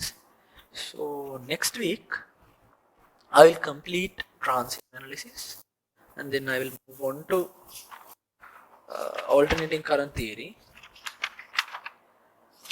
The alternating current theory is a bit difficult part. Like almost all the sums and applications in your paper will be from the alternating current theory. But if you are trying to learn the most stimulating thing, for me at least, the transient part was pretty much interesting. Right? It is so beautiful. There are so many applications of mathematics, but we will not go into that much deep. But when I was in your age, I did that. I tried to go to all those hard sections, but it is not required in this level. If you are willing, you can give me a call or drop me. We will discuss how to do those things. But up to now, I am sure that we did a good job. We did all the memorizing parts. So before we wrap up, let's go through what we did today. So we started basic DC analysis, and initially we did all those terminologies. අපි current එක කියන්නේ කවුද කියලා ඉගෙන ගත්තා. ඉගෙන ගත්තට වඩා ඒ වගේ නම් ඉගෙන potential difference, electromotive force, විද්‍යුත්කාමක බලය, power ක්ෂමතාවය ඒ වගේ කට්ටිය ඉගෙන ගත්තා. ඊට පස්සේ එතන ඉස්සරහට ඇවිල්ලා ඔය පොඩි පොඩි දේවල් ටික ඉගෙන ගත්තා. resistor එක ඊට පස්සේ ඊට කලින් අපි ඉගෙන ගත්තා ඔය එක electrical components, power generation එක පාවිච්චි කරලා කැලේ වලට බෙදන්නේ කොහොමද කියලා ඉගෙන ගත්තා. නම් කොහොමද සරල passive කියලා බෙදුවා. ඊට පස්සේ resistors, inductors, capacitors කියන තුන් දෙනාගේ එක එක properties ටික කතා කරලා ඉවර කරා. බොහොම සරල දේවල්. එතන අලුතෙන් හම්බුනේ අපිට inductor එක සම්පූර්ණයෙන්ම අලුතෙන් හම්බුණා. ඊට අමතරව capacitor එක අපිට යම් කිසි කොටසක් අලුතෙන් හම්බුණා. I සමානයි CdV dt කියන එකම අලුතෙන් හම්බුනේ. ඉස්සරහට ඇවිල්ලා අපි Kirchhoff laws කතා කරා. ඊට පස්සේ වැදගත් දෙයක් කතා කරා. parallel connection එක කතා කරා. series and parallel connection එක කතා කරලා inductors වලට series එකයි capacitors වලට parallel එකයි කතා කරලා basic DC analysis section එක ඉවර කරා. After that we started discussing what is transient. So I gave you guys a basic, like a very basic rudimentary introduction to transient analysis. So after that we covered unit step function and how to use that to model switching කියන එක model කරන්න අපි කොහොමද UT පාවිච්චි කරේ කියලා කතා කරා. And after that we are going to wrap up now. So in the next week we will start from simple B, analysis of series circuits with resistors and inductors. We shorten that into RL series circuits or series RL circuits. So we'll start there, and probably I hope at this phase can vary. At this phase we are going to finish this module also in 3 to 4 weeks, right? So that's it guys. Stay safe, be careful, be like an engineer, be like a respectful citizen to the society, try to act like a good engineer, right? Those are professional ethics, but you will learn them later, and we'll try to learn them together if the time permits and also the social distancing thing permits, right? So that's it, and well, goodbye guys, be happy, be well.